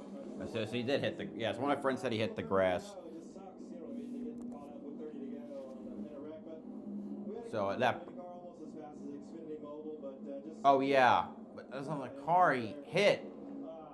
Just sucks to come, still 30 to go, a lot of racing left, and... What car did he hit? But, Let me check. Oh, I should just look at the leaderboard. Are you surprised? Yeah, he hit Josh Williams. yeah, no, I was surprised. It was pretty clean. It was a little bit hectic at times, you know what I mean? The cars are dancing all over the place, but, you know what I mean? Oh, it was Parker Retzlaff. I guess, I don't know, I guess the 27 got sideways, all I saw, and then checked out, but I had it saved, and then the grass got us. Thanks, Ryan. Tough ending for Ryan Dillon. And Carla, just want to keep an eye on Austin Hill here on this restart, who is going to restart in 12th. That's as far back as he's been all day. And I spoke to crew chief Chad Haney this morning. He said, we want to get to the lead and stay there for a couple reasons. If they get shuffled back, we know where they are right now, it becomes fast cars who don't want to work with them, or the wrong cars trying too hard to work with them, which can cause some issues. So if they're up front, it allows Austin, the driver, and spotter Derek Nealon to just do what they do best. But they're kind of in the hornet's nest right now and not where they want to be. So just going to be interested to see how aggressive the 21 is trying to get back to the front. You know, we saw that wreck with Ryan Sieg, and he referenced he had it saved till he got to the grass. Think about how much rain we had here last night. And as you watch this car go down, that splitter just catches what appears to be a tremendous amount of mud, and he's, well, You'll see it. Let's get another shot, a different angle here, but it basically rips the front end apart as this one catches the mud. Hey, you wonder if it's dry down there, if he's able to slide right over it. Then he ends up collecting Parker Retzlaff as well. He's had a lot of mechanical issues in that Ford car. But just back to the 21, you know, earlier today, or yesterday, we talked about how do you beat the 21. He's the super speedway savant. My thought was, you just can't follow him. You got to try, the field has to try and do something different. The other way is to put him back in the field, and therefore he can't maybe get to the front. yeah, the pit cycle has kind of flipped it around on us. Jesse Love is still in third, who is basically... All right, gonna restart with 28 laps to go. Austin Hill is shuffled back a little bit, but no more pit stops here. We're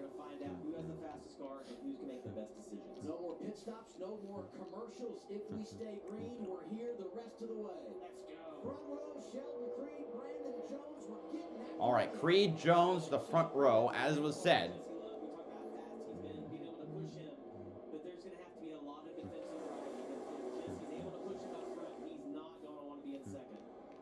And Jesse's been very aggressive about taking runs and trying to get back to lead. And when he does get to lead, he's able to control his field really well. So for the rest of the field, they don't want to see that. Already got cars going out to the top. Austin Hill. I think that's Perkins behind him. Third lane happened immediately because they get kind of bogged down on this initial lap. But if you don't get a lot of help to go with you, Austin Hill's going to go backwards right here and find himself in a worse position than what he was. You can't force the issue at these tracks, even though he has a super fast car. And so maybe hopefully entice Justin Allgaier to come up there with him. Because he needs stronger cars than he has behind him with Blake Perkins and Jeremy Clements. He needs some of the faster cars that run primarily in the top 10. Sheldon Creed's able to break the plane of the front bumper of Brandon Jones. Creed is the leader, clear in front of Jones. That'll be the lane that has the most energy in it, but I would want to get in front of that 2 car, knowing how much speed he's had all day long. See him able to pull Jones along just a little bit here as they exit turn 2. And what I like to see out of Sheldon is the moves that he's making. And Jesse Love leads the high lane. There's no real replacement for having the opportunity to be at the front and having to make these moves and listen to your spotter and cover the momentum of the different lanes as it's happening. I love this point in the race when I've been there, where it just really helps you zero in exactly how you're going to make these moves and how to cover momentum from other lanes. Yeah, and that shot we just saw from the side is so much easier to see when the run is generated. And if it's somebody, being able to get a little bit of a push, we saw here from Ooh, Creed almost had to barely block the run by Jesse Love there. Jesse wants to push him far enough that he can clear Brandon Jones as well, because when you get side by side, you get stalled out just a little bit. And Jesse's trying to do the juke again. He did it earlier in the race. Get juked. Tricking them to the high side, then cutting underneath them and using momentum to get by them. It's been one of the most prolific at that today. And he just tried to do it in Sheldon Creed, and Sheldon covered it well. And you see Carson Quabble, that white and blue number 1, who gets to the outside of Taylor Gray. He's going to try to get up there. He's going to want to get down. He's got his teammate right behind him, Justin Allgaier, right there, trying to get that outside lane to go. And it's a little bit of a better time to do that for him. We saw the 21 do it. Jesse Love is now leading the outside. Creed's in the the middle lane where now he's got a big gap. Jones is now the leader. Creed goes to block the top lane. Oh, he can't get there. He goes too far, and now he's way out to dry, and he's going to fall to the back, and he'll have to try again. Drives right by, brings Quapple, Allgaier, and Austin Hill with it. Yeah, and Love got some indication from the spotter right there that outside lane was starting to build up. That's where he wanted to be. Creed was in such a tough position, knowing how fast the 2 car has been all day long. We almost have 3 even lanes right now. Eric Almirola in that middle lane. Brandon Jones has stayed committed to the bottom, and it's working out for him right now. The 4th car in the line on the top is Austin Hill. It's found his friends. Oh yeah, that's what I was going to say. He's getting himself in a better position. And one of the things that happens when you get in the outside lane, if the middle lane starts to go, guys will bail out, not stay committed up there. That's kind of what's happened to the 21 car right here. As he's right behind Justin Allgaier. You see all 3 Junior Motorsports cars right there. Quabble the 1, Connor Zilic, who you referenced earlier. Jesse Love doing such a good job of managing out front, but he's got 3 lanes coming behind him. Well, and it's easy to manage too. It's really hard with how wide this racetrack is to go all the way from the top position that he's in all the way down to the bottom. Look at that low lane. You got Brandon Jones, no big surprise. Harrison Burton, you kind of expect. Daniel Dye, Dean Thompson, Leland Honeyman. Daniel Dye, and right behind him, rookie Dean Thompson, and then the 70, Leland Honeyman Jr., who got his career best finish in this race Yeah, 4th. 1 year ago. One thing, Parker, also that happens as we run is if we can run multiple laps here and the tires start to get hot, we talk about handling. Connor Zilic now leading the middle lane. Easier when you run that bigger radius of the Goes high though. around the top, and what you'll see as the race goes on, that top gets such a run on the exit of the corners. The bottom will make up a lot of ground around the middle of the corner where you are here, but then when you get to the exit, watch how much of a run this top lane's gonna generate. And if that second car in line can get to the rear bumper, they generate a massive run down the backstretch. We heard about a lot of cars being loose. Ryan Seats said all the cars were dancing around out there. This is when you're really going to see it. We've seen some close calls, but now you're really going to push it and be aggressive with those pushes as we get later in this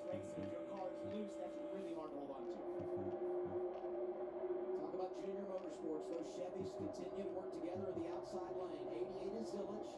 He's a rookie, so is the 1 of Carson Quapple. The veteran Justin Allgaier right behind him. The 7, our reigning champ, has never won at Talladega Superspeedway. Neither is the 21 of Austin. Jesse Luff, now the leader again. He's leading the outside where Zilich was. Ooh, Zilich went way high trying to get loop around him. Jesse Luff caught in the middle. Although there's a decent middle lane, so that will help him. He's got his 2 teammates behind him, and he knows is going to stay committed to him. There might be some trash talk on social media this week. Connor Zilich, 88, Jesse Love, the 2. They're the best of friends. He'll replay this moment, no doubt about it. Connor Zilich. What do they always do? Catch each other sleeping and they post pictures on social media? Connor just caught him sleeping there on that move. Outside lane, 5th in line. Harrison Burton running in P3 right now, behind the leader, Brandon Jones. Another good, pretty solid performance by the number 25. Back to form for 2023. They're ahead of their form from 2023. See right here, this is that move of Connor. Kind of thinking that he's going to go outside, and Jesse went down to kind of side grab Brandon Jones, and Zilich got to his outside and dumped all the air on the spoiler. It was pretty, but he had the best of his teammates, as you mentioned, right behind him, knowing they were going to follow him, and the 2 would be sunk. They were going to follow him. Yeah, I feel like he had confidence they were. They definitely did. Yeah, Zilich won on the road course in Austin, Texas. Not surprising because he's such a good road racer. But he always has a moment or two every race where he shows just how talented he is. Dangerous there. He slides up in front of his teammate. Zilich the leader. Kind of 3 wide. Zilich high, Love middle, Jones low. Zilich now in front of all 3 rows, and Quapple would be the second driver in the outside lane behind leader Zilich. There's the lap to Josh Williams. Dude, please go low. Thank you.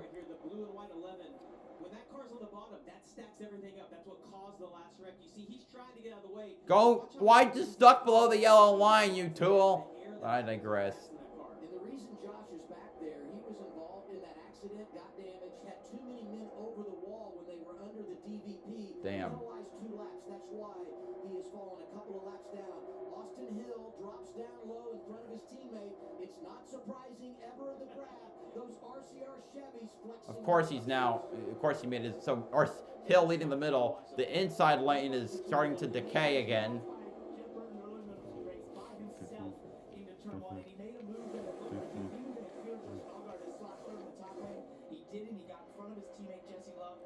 Unbelievable to see the power moves he could make to speed that race. Yeah, I mean, without a doubt, it's the RCR just have so much. Middle. Wow. Now the middle lane just dissolved. Well, part of the middle lane. Put them in bad positions, but that speed just continues to show up. As you see, the 88 now trying to manipulate those 2 lanes. Again, I would want to stay committed to my teammate, knowing that he's probably going to stay with me a little bit later. Carson Quapple last fall wrecked out driving the 88 for Junior Motorsports. Top 5 though in the season opener at Daytona. So we know the 1 car can get it done in the draft. And he's the only driver full-time for Junior Motorsports that has not won this season. So he's motivated today to lock himself into the playoffs.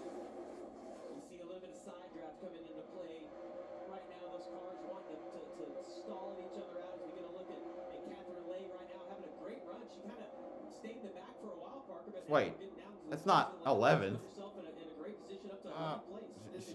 She didn't hit. She's not in 11th. That's not. I mean, she's running top 20, but that's not 11. Okay, now she's. Well, the problem is now the front is too wide. You got to find a place to tuck in, I think. Not surprising to see the 32 perform well in the draft. It's usually the boss man, Jordan Anderson, driving it today. Catherine Blake, it's her opportunity. First time she's ever been in the draft. Doing an outstanding. Well, besides her ARCA race, which ended on a lap 3 when Cody Dennison triggered a giant wreck. But I digress. To Austin Hill in front of him, and the Junior Motorsports cars, to me, on the outside, have done a really nice job of not allowing the Ricky Hansen to get control of this race. And Connor Zilich is getting better at controlling the lanes and making his. I see Jeb Burton's trying to snake his way around Sam Mayer. And I think he's got to sort of tighten that up a bit because as it gets closer down here, and if there's a large run on the bottom, he tries to cover Oh, God. Yeah, it's been a quiet. The bid pack was getting squirrely. Andrew Overstreet, the crew chief this morning, he said Carson has been way more confident in what he's doing here this week compared to the other super speedways. So they are encouraging him and have been encouraging him to be aggressive. He also has worked. All I'll say, Zilich is actually pretty decent on the super speedways. I think he ran top 5 at Daytona for a while. In a way that he doesn't often do with some of his younger teammates. So Justin's helping him out and trying to get him up to speed on these super speedways. Back to the lead. Worst case scenario for that outside lane, they made it 3 wide. You saw Eric Almirola, some of those guys kind of shoot up to the middle and stall that outside lane, and you see Austin Hill. Here's Jeff Burton with a good surge on the inside. Again, in the right position to win another race. Jeff Burton has got a strong race car. We saw it in qualifying yesterday. We saw it early today. And in the latter stages, here comes the 27. And what I like about him, he's doing it in all 16 to go by the coming to 15 laps to go. And Austin Hill, of course, with Jesse Love behind him, will take the lead. Austin Hill leading. As you look at the numbers on Jeff Burton, that Golden Corral Chevy is fast. And just a few laps ago, we referenced, the junior motorsports cars being a little better in that outside lane. I like that the RCR cars in that race put themselves in that position, but they're going to have to manage that a little bit better, not let the cars get 3 wide. Hope they can side draft and not open up that gap in the middle. It's hard to do here, though, because of how wide this track is. Here's a big run for the dude as he chooses. So he takes it. He does. Jesse Love to the inside of Austin Hill. Can he complete the pass? No, he can't. Zilich drops low to behind the number 2. Now he goes back up to Austin Hill. Maybe not. Pulled down, now back up behind Austin Hill. 14 laps to go this time around. And what he tried to do there is what we've seen Austin Hill do, which is these large momentum moves down to the inside, try to use the shortening of the track to clear that outside car, clearly take the lead by yourself. It's almost an island hop in some respects. He just didn't quite get there, and Austin Hill was able to dump that in on his shoulder and pull. And Austin's not allowing him also to do that. Instead of running right against the wall all the way around the corner, Austin is kind of countering that move and running like middle of the way through the corner, so it's not as long of a distance. As you watch, they go into the corner right here. The 2's going to go all the way to the bottom, try to have that momentum. But the 21... Trying to see some moves in the middle, and I think that's De Benedetto. But you see how he's running through the middle? Now, he can do that, and that's going to protect him from Jesse Love on the bottom. But what Austin Hill has to be careful of is that Connor Zilich doesn't do to him what he did to the 2 car earlier in the race. He gets his outside. So you're having to block both sides. And I have experience with trying to do that on 21 Austin Hill, and it ended up with him spinning out. Oh, boy. Almirola caught in the middle. There's a far wide action there. And that's an eternity at this place. Austin Hill, though, out front. Qualified on 13 to go. 6 consecutive race here yesterday, but he's never finished in the top 10. I mean, he's awesome in the draft, but for whatever reason, he just can't seem to get to the finish line here. Maybe today is his day. So, Parker, for me, when I would get the... Ah, come on! There we go. Almirola clears himself off Catherine leg. Almirola, Brandon Jones, Fucking hell. fourth caution. My feed just died. What the hell was that?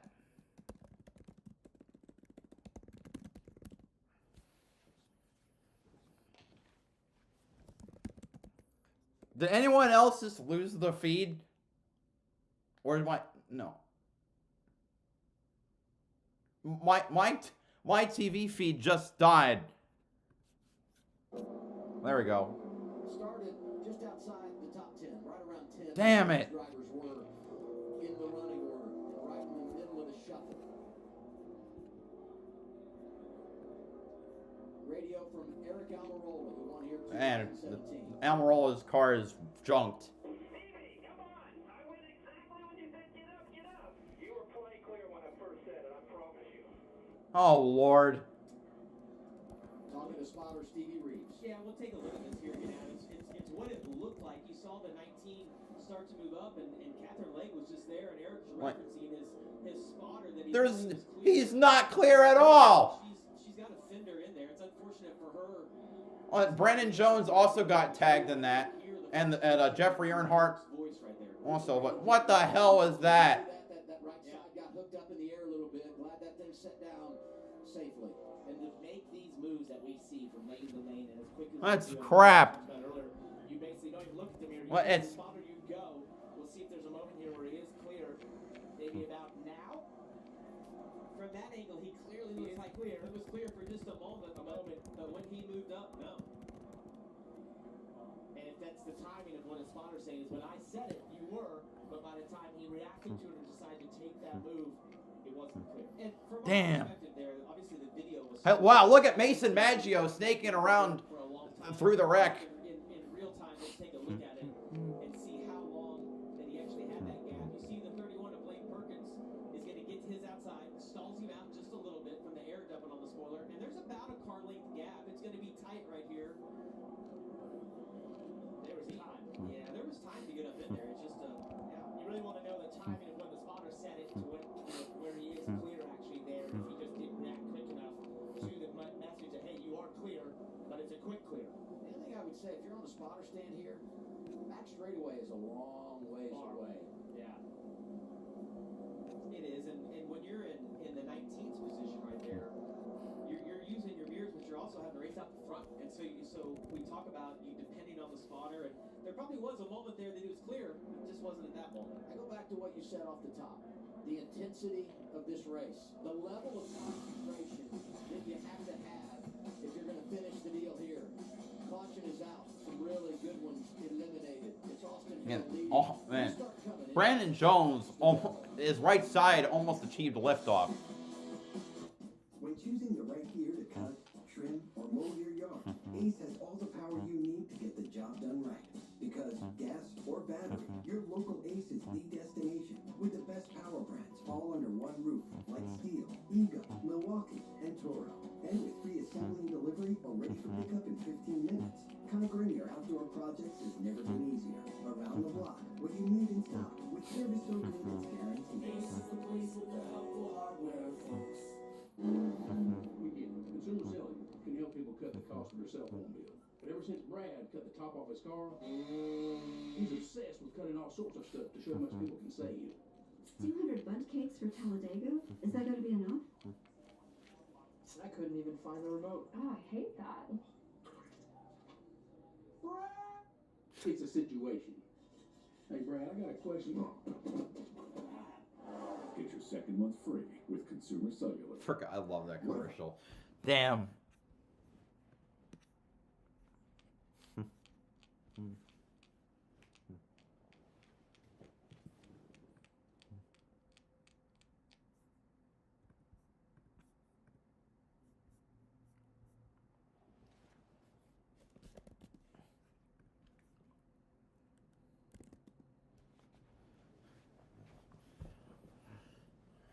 Overheard at the Eckes pit box. Wasn't even her fault. Nope, but she'll get blamed for it.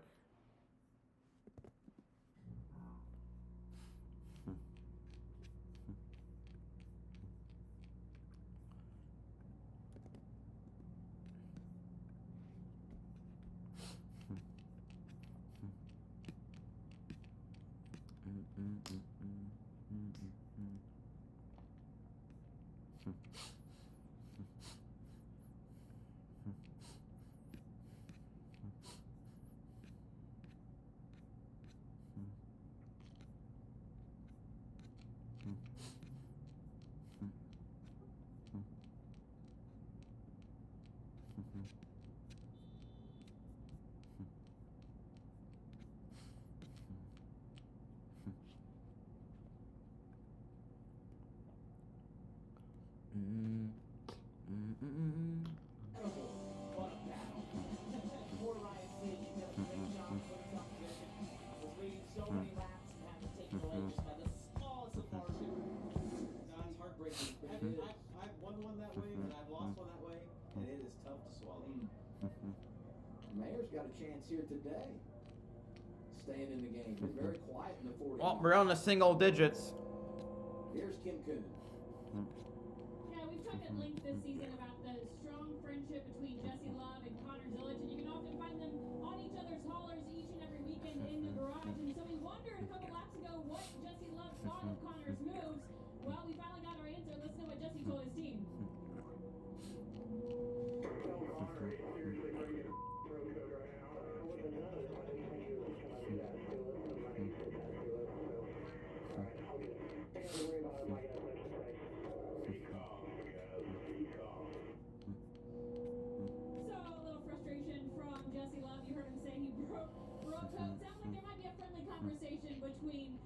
guys post-race? Well, I would say that I love his attitude because there's no need to get mad because everybody's out there to win and no one's supposed to help you. If they choose to, they can, but you have to do what's right for you and not what's right for your buddy. Yeah, I can't imagine bro code really playing a factor here because you're trying to win a race. You're trying to win in Talladega. Yeah, I think he was a little bit lighthearted, right? I mean, Yeah. he was just kind of laughing it off, and you can do that when you still got a shot to win. That's a great move by Connor to get to his outside, and once you get your front bumper to the past the rear bumper of that car in front.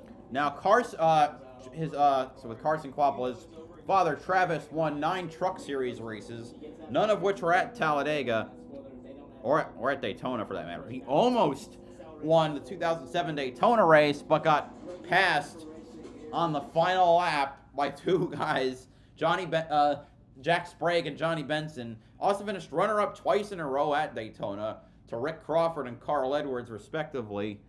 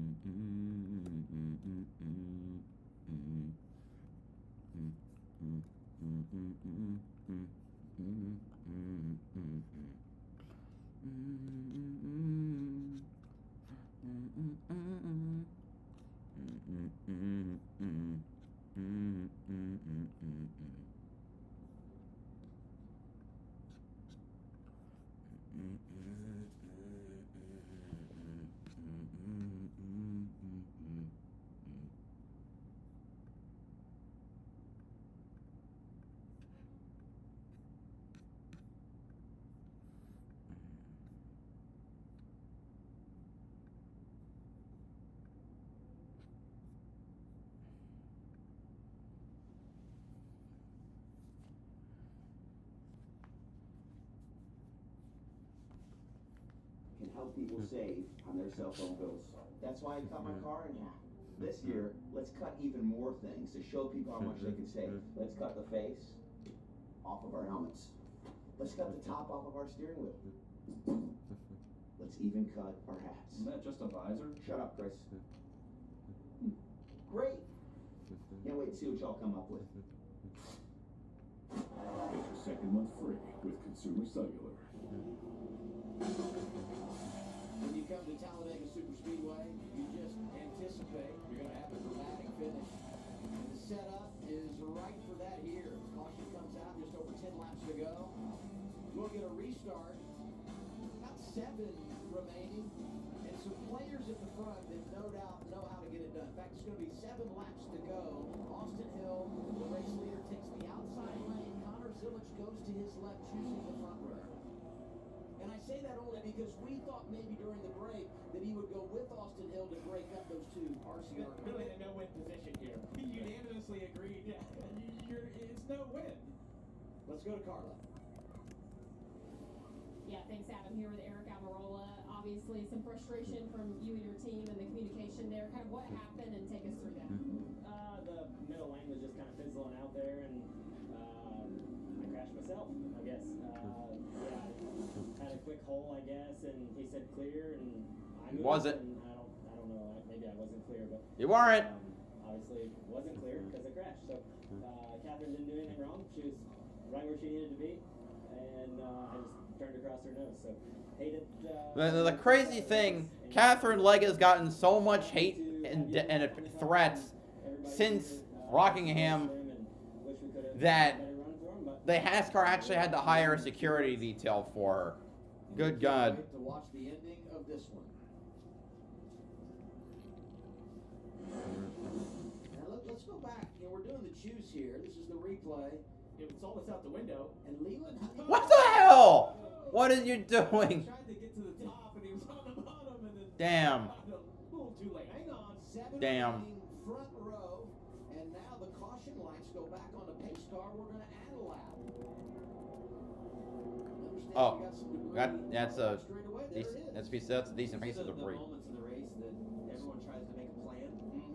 The Alabama gang, super stretch. Extremely selfish. I'm going to do what helps me. I don't care about you. I would say, though, this has also got to be hard on the driver because you get so worked up, you get ready to go, and then it's, ooh, I got to wait one more lap. Yeah, and probably one thing that I would say is that as the laps dwindle down here, the less we have. This is gonna get hairy. Like Zilich's chances on the bottom because they're going to run side by side. We think for a few laps, and the longer it goes, to me, the better the odds are for the RCR cars on the top.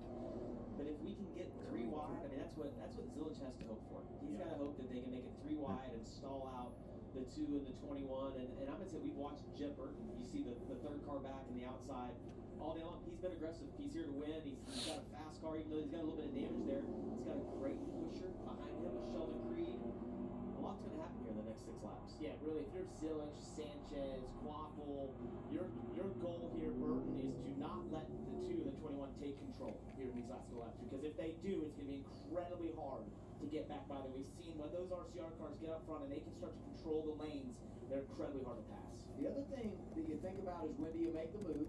And I only say that because once we get the white flag, the next flag ends the race. So, you know, if you're not leading when we get the white caution comes out, race is over.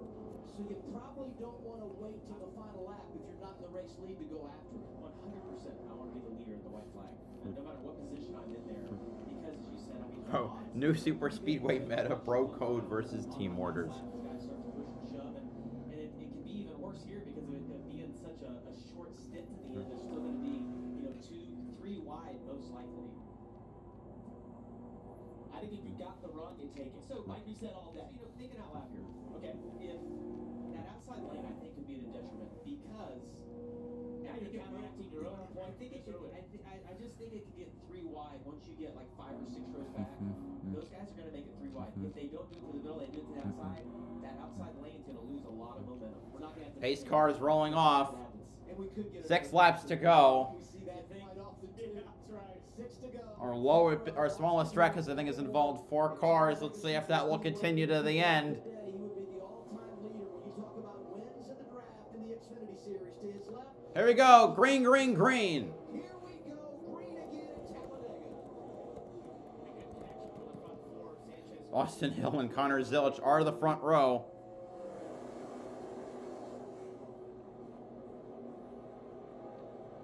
It's going to be decision time for Connor Zilich as that top lane starts to gain some momentum down the backstretch. How does he cover? What moves does he make? And you see Sanchez moves up in front of the 21. All right, Sanchez on the high lane is second there. Well, Austin Hill is second on the high line now. Quapple, Allgaier, it's a JRM 1, 2, 3 on the inside lane, but Sanchez has to push from his engine line teammate. RCR teammate second and third on the outside. Nick Sanchez going to take the lead here. Austin Hill's going to give a small push, it looks like. 48 leading the field as they head around for 5 laps to go. Allgaier moves to the bottom. Quapple stuck in the middle. Here's Jesse Love poking to the inside. It'll be 3 wide for second. Ah, that was a very risky move. Sanchez blocks Jesse Love. Love swerves to the outside. Zilich back up front, but Love has the run. Look at the inside. So Zilich, Allgaier, and Matt DiBenedetto running top 5 for Viking Motorsports. Allgaier up to second.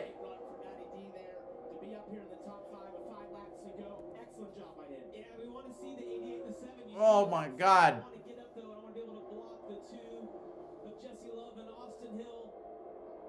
Sanchez now going for third, or well, second on Allgaier. All right, 4 to go. Oh my God, near miss there was Jeb Burton. Or yeah, that's Jeb. Jeb is leading the middle. Sanchez moves down the block. I don't think he's fully blocked, so he goes back high. What a run for Matt DiBenedetto to Allgaier. Ah!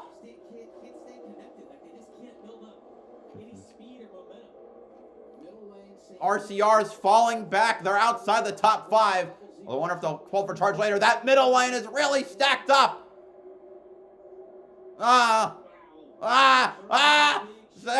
Burton's getting really aggressive in the back of Sanchez. Coming around to 3 to go. To the who just went to the middle lane? Carson Quapple. Gonna go to 3rd.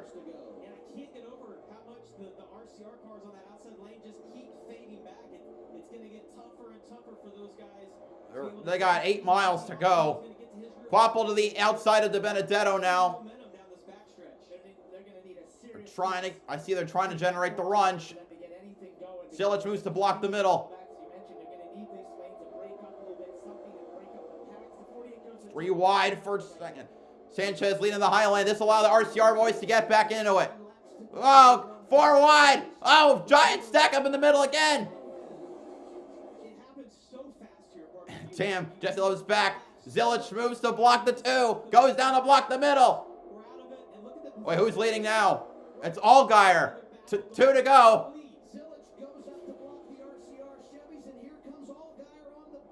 Zilich moves to block middle with Quapple. Jesse Love still leads the outside. Jeb Burton goes to block the high side. So does Quapple. Both the 27 and the 1 go back to the middle. Zilich up front. Jeb Burton goes to block RCR up top. So does Quapple. So does Zilich. Middle lane's open with Creed leading it in there. Jeb moves back in the middle. So does Quapple. So does Zilich. They move those 3 back to the top. Back to the middle. Zilich and Quapple now up top. Jeb on the bottom. Jeb trying to make a move. Jesse Zilich trying to make the move. Quapple stuck in the middle. He's going to fall back.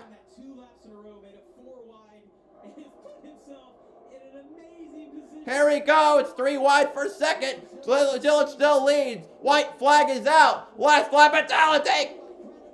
Damn, I think they got Jeb Burton back to the inside. He takes the lead. It's side by side with Zilich there. Jeb Burton looking for his 3rd Talladega win. His 3rd spring Talladega win in 5 years. He's won it in the odd years. Big move by the RCR bros on Zilich. Oh, and Zilich gets wrecked. Caution's out. Who's up front? Come on. Why not let him race back? It was 3 wide. I want to say it might have been Austin Hill. So it's either Jeb Burton, Jesse Love, or Austin Hill. But, man, do they have to end it like that? Why did they... Jesse Love wrecked Connor Zilich on the final lap. That's going to be an ugly scenario to sort out at home.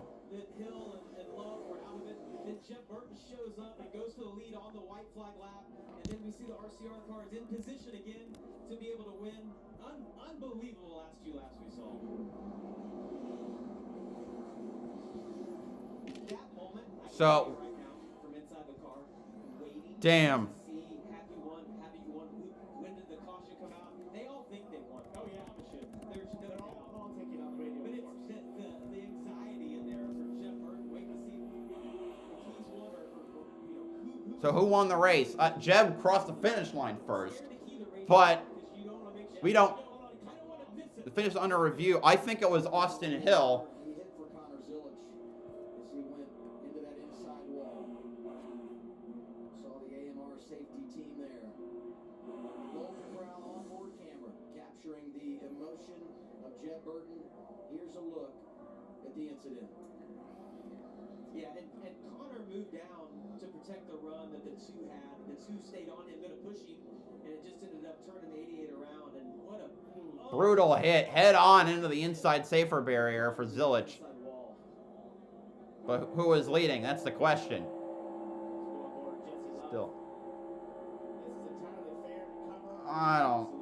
The 2 wrecked the. When was the caution? When was the caution? Oh, well, it's not Jesse Love, that's for sure. Like I said, I think it was Austin. Like I said, I think it's Austin Hill. So that is the moment that NASCAR is captured. Now you have to determine who is leading at the exact time of caution. And I have never seen 2 wide. I've never seen him 3 wide. What? It happened at Daytona in 23. What the hell are you talking about? Yeah, and we could speculate based on the angle that we saw, but as we talked about earlier, leaving pit road, it's different when you get that straight-on angle to see who's in the best position. And think about everything that's on the line, too. For Jeb Burton, an underdog team, you win this race, you're locked into the playoffs. Yeah. For Austin Hill, you win, and you're the all-time wins leader in the Xfinity Series On super in the speed. draft. And for Jesse Love, the bounce back from last week, the I think it's Austin Hill. He won Rockingham, and having it taken away from him. These are some images that NASCAR is looking I'm at. pretty Yeah, Hill wins.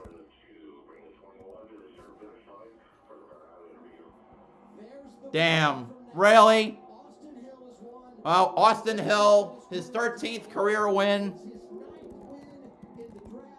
He's the best all-time in the Xfinity Series. I love the Yeah, 13th career win, his 9th on a super speedway. God damn it, man. Well, damn. Man. He didn't. Damn. Oh, well, he finally wins at Talladega. God damn it, man. Can't someone else take the win for once? Winning this race, they shoved it to the back. They tried to outwork him.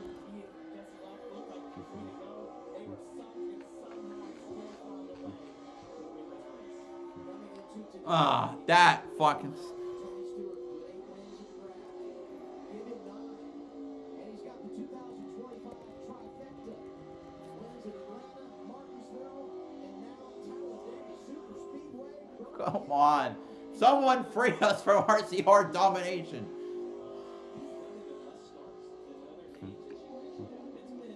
It's so impressive to see. It's just so hard to stay good for that long. God, his 9th.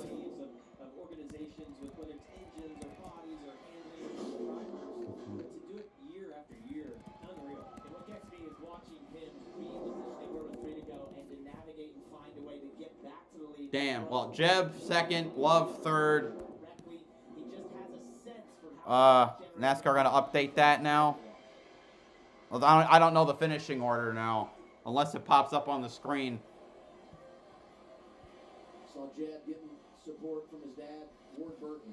Still a great day for Jeff. I mean, you look overall, I mean, the work that he puts in, he's done a tremendous job. It's just hard to beat this guy right here at these type tracks. Here's the other thought. When we come back here in October, enormous implications. It's in the round of 8. No! Today, but you also infuse confidence and send a major message to the competition if you're Austin Hill. And we just got a report Connor Zilch did get out of the 88 on the back straightaway. And mixed reviews there from the crowd. Maybe not liking Austin Hill as much as they did. We're used to seeing him winning too often. Yeah, that's a good sign.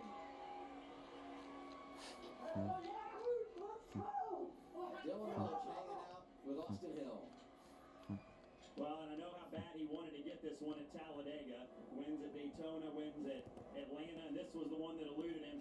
Hey, finally, Talladega, walk us through just the last couple of and how you got ultimately back to the front of the field and how you got it done.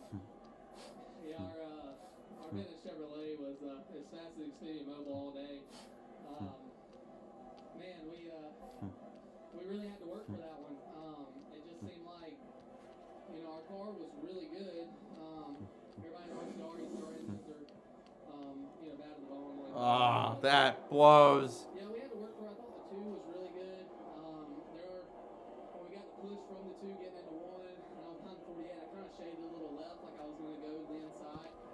And the 2 got there, and he got inside of me, and I'm like, man, that was a bad mistake on my part. I should have covered. Okay, Hill 1st, Burton 2nd, Jeb Burton 2nd, Love 3rd, Allgaier 4th, DeBenedetto 5th, I just locked in and started pushing the heck out of the 2. Zillich 6th, Alfredo 7th, Creed 8th, and I missed 9th and 10th. For the most part, so I was pushing him as hard as I possibly could on the top. I knew he was going to have a really good run down the backstretch, and I figured he was going to go left and try to get to the bottom. And when he went left to go to the bottom, I knew I still had help out back, so I was just trying to keep my help out back. I see him spin to the inside, and I'm like looking left and like looking at the light, and I couldn't tell. I knew that it was either me or the 27. So, man, to win them anyway. Let's see, who is 9th and 10th? 9th is Blaine Perkins. 10th is Taylor Gray. I was going to say, is that a weight that really was weighing on you, one just for personal reasons, or one that you just really wanted to win? I mean, I just really wanted to win it. Like, I just, you know, we've won at all these other super speedways, and to finally get it done at all the different speedways we go to, the super speedways we go to, it just goes to show this 21 team can win at any of them, and we're really good at this style of racing. And I got to give a huge shout out to my spotter, Derek Nealon. Without him, I can't do half the stuff I do inside this race car. So I'm going to give it up to him today. He worked extremely hard up on top of that roof, and we're going to celebrate this one. They were fun to listen to today for sure. The undisputed now king of super speedways in the Xfinity Series. And he did it in the span of 3.5 years. From Jeff Burton having come up just one spot short. Take me through that last lap, through the caution flying. What was going through your head in that moment? Well, first I want to thank the 00. He helped me all day and put us in position there at the end. And I felt like that we did everything we could there. Just frustrated with. I mean, I feel like when the caution flew, I was ahead of the 21. I don't know if we can call it or what, but last week at Rockingham, I got pretty screwed on a yellow and putting me back a row, and then today lose the race because of, I'm sure, a timing line. But I don't see the 21 ahead of me at all any of this time. And right there, you can see my nose. I could see this. Is in front of the 21. I don't know. Wait, that's a different photo. That's a different angle that I. Are you hoping NASCAR gives you a different angle? Yeah, for sure, because that angle right there, we won the race, and that's what I saw across my right front. Damn. Well, that's a different angle. Of it compared to anybody, so they need to go look at it, because every angle I keep saying we win the race. So just frustrated with that. Maybe they can show us a different angle here, but just appreciate my guys. They work really hard. We do a lot with the little team, and appreciate Golden Corral, Celsius, State Board of Haters, everybody that helps us. We got a lot of supporters, and I still look at the tire ahead of his tire. I mean, I don't know what's so complicated there, so they need to go look at it. We're going to protest. If you can protest, do whatever the hell we can do, because I think we won this race. Can you see through the frustration, though, and see the positive of the day you guys had? You scored the third most points, and I know that's very important to you. Yeah, it's just... we don't have a lot of chances to win. You know? Jeb's getting emotional. Don't blame him. That's what's frustrating. It was a heck of an effort by you and the team. Kim mentions...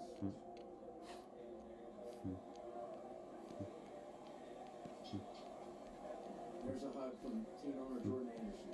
I think sometimes it's really hard to appreciate when people, put their heart and soul into this and what it means to him. And I gotta say, I appreciate his passion, his honesty, the emotion that goes with that. I feel for Jeb. I know how much work he puts in off track. He mentioned all his partners. He does a lot of that himself. Gathers his partners, works through the week with them, and gets on this race car. And to be that close, I know it hurts. Obviously, he's getting some different angles of what NASCAR used to make this determination, and it's tough because out the window, the windshield, you see it differently sometimes, right? And it's gonna be it's a close call. It was really tight, and I feel for him. I know how big it would be for him and Jordan Anderson Racing to win here. Coming into this race, he told me, he was like, I can't afford a mistake right now. They were in points coming in this race, trying to make the playoffs. He had a almost perfect day, and he executed it, and just comes up that little bit short of getting the ultimate goal, which is to win. But Kim references third most points today, second most points last week. That puts Jet 24 points above the cut line. So he's made some gains, even though he's not locked into the playoffs. At the end of the day, it's the man that always seems to deliver in the draft. Anyway, that does it for today's Xfinity race.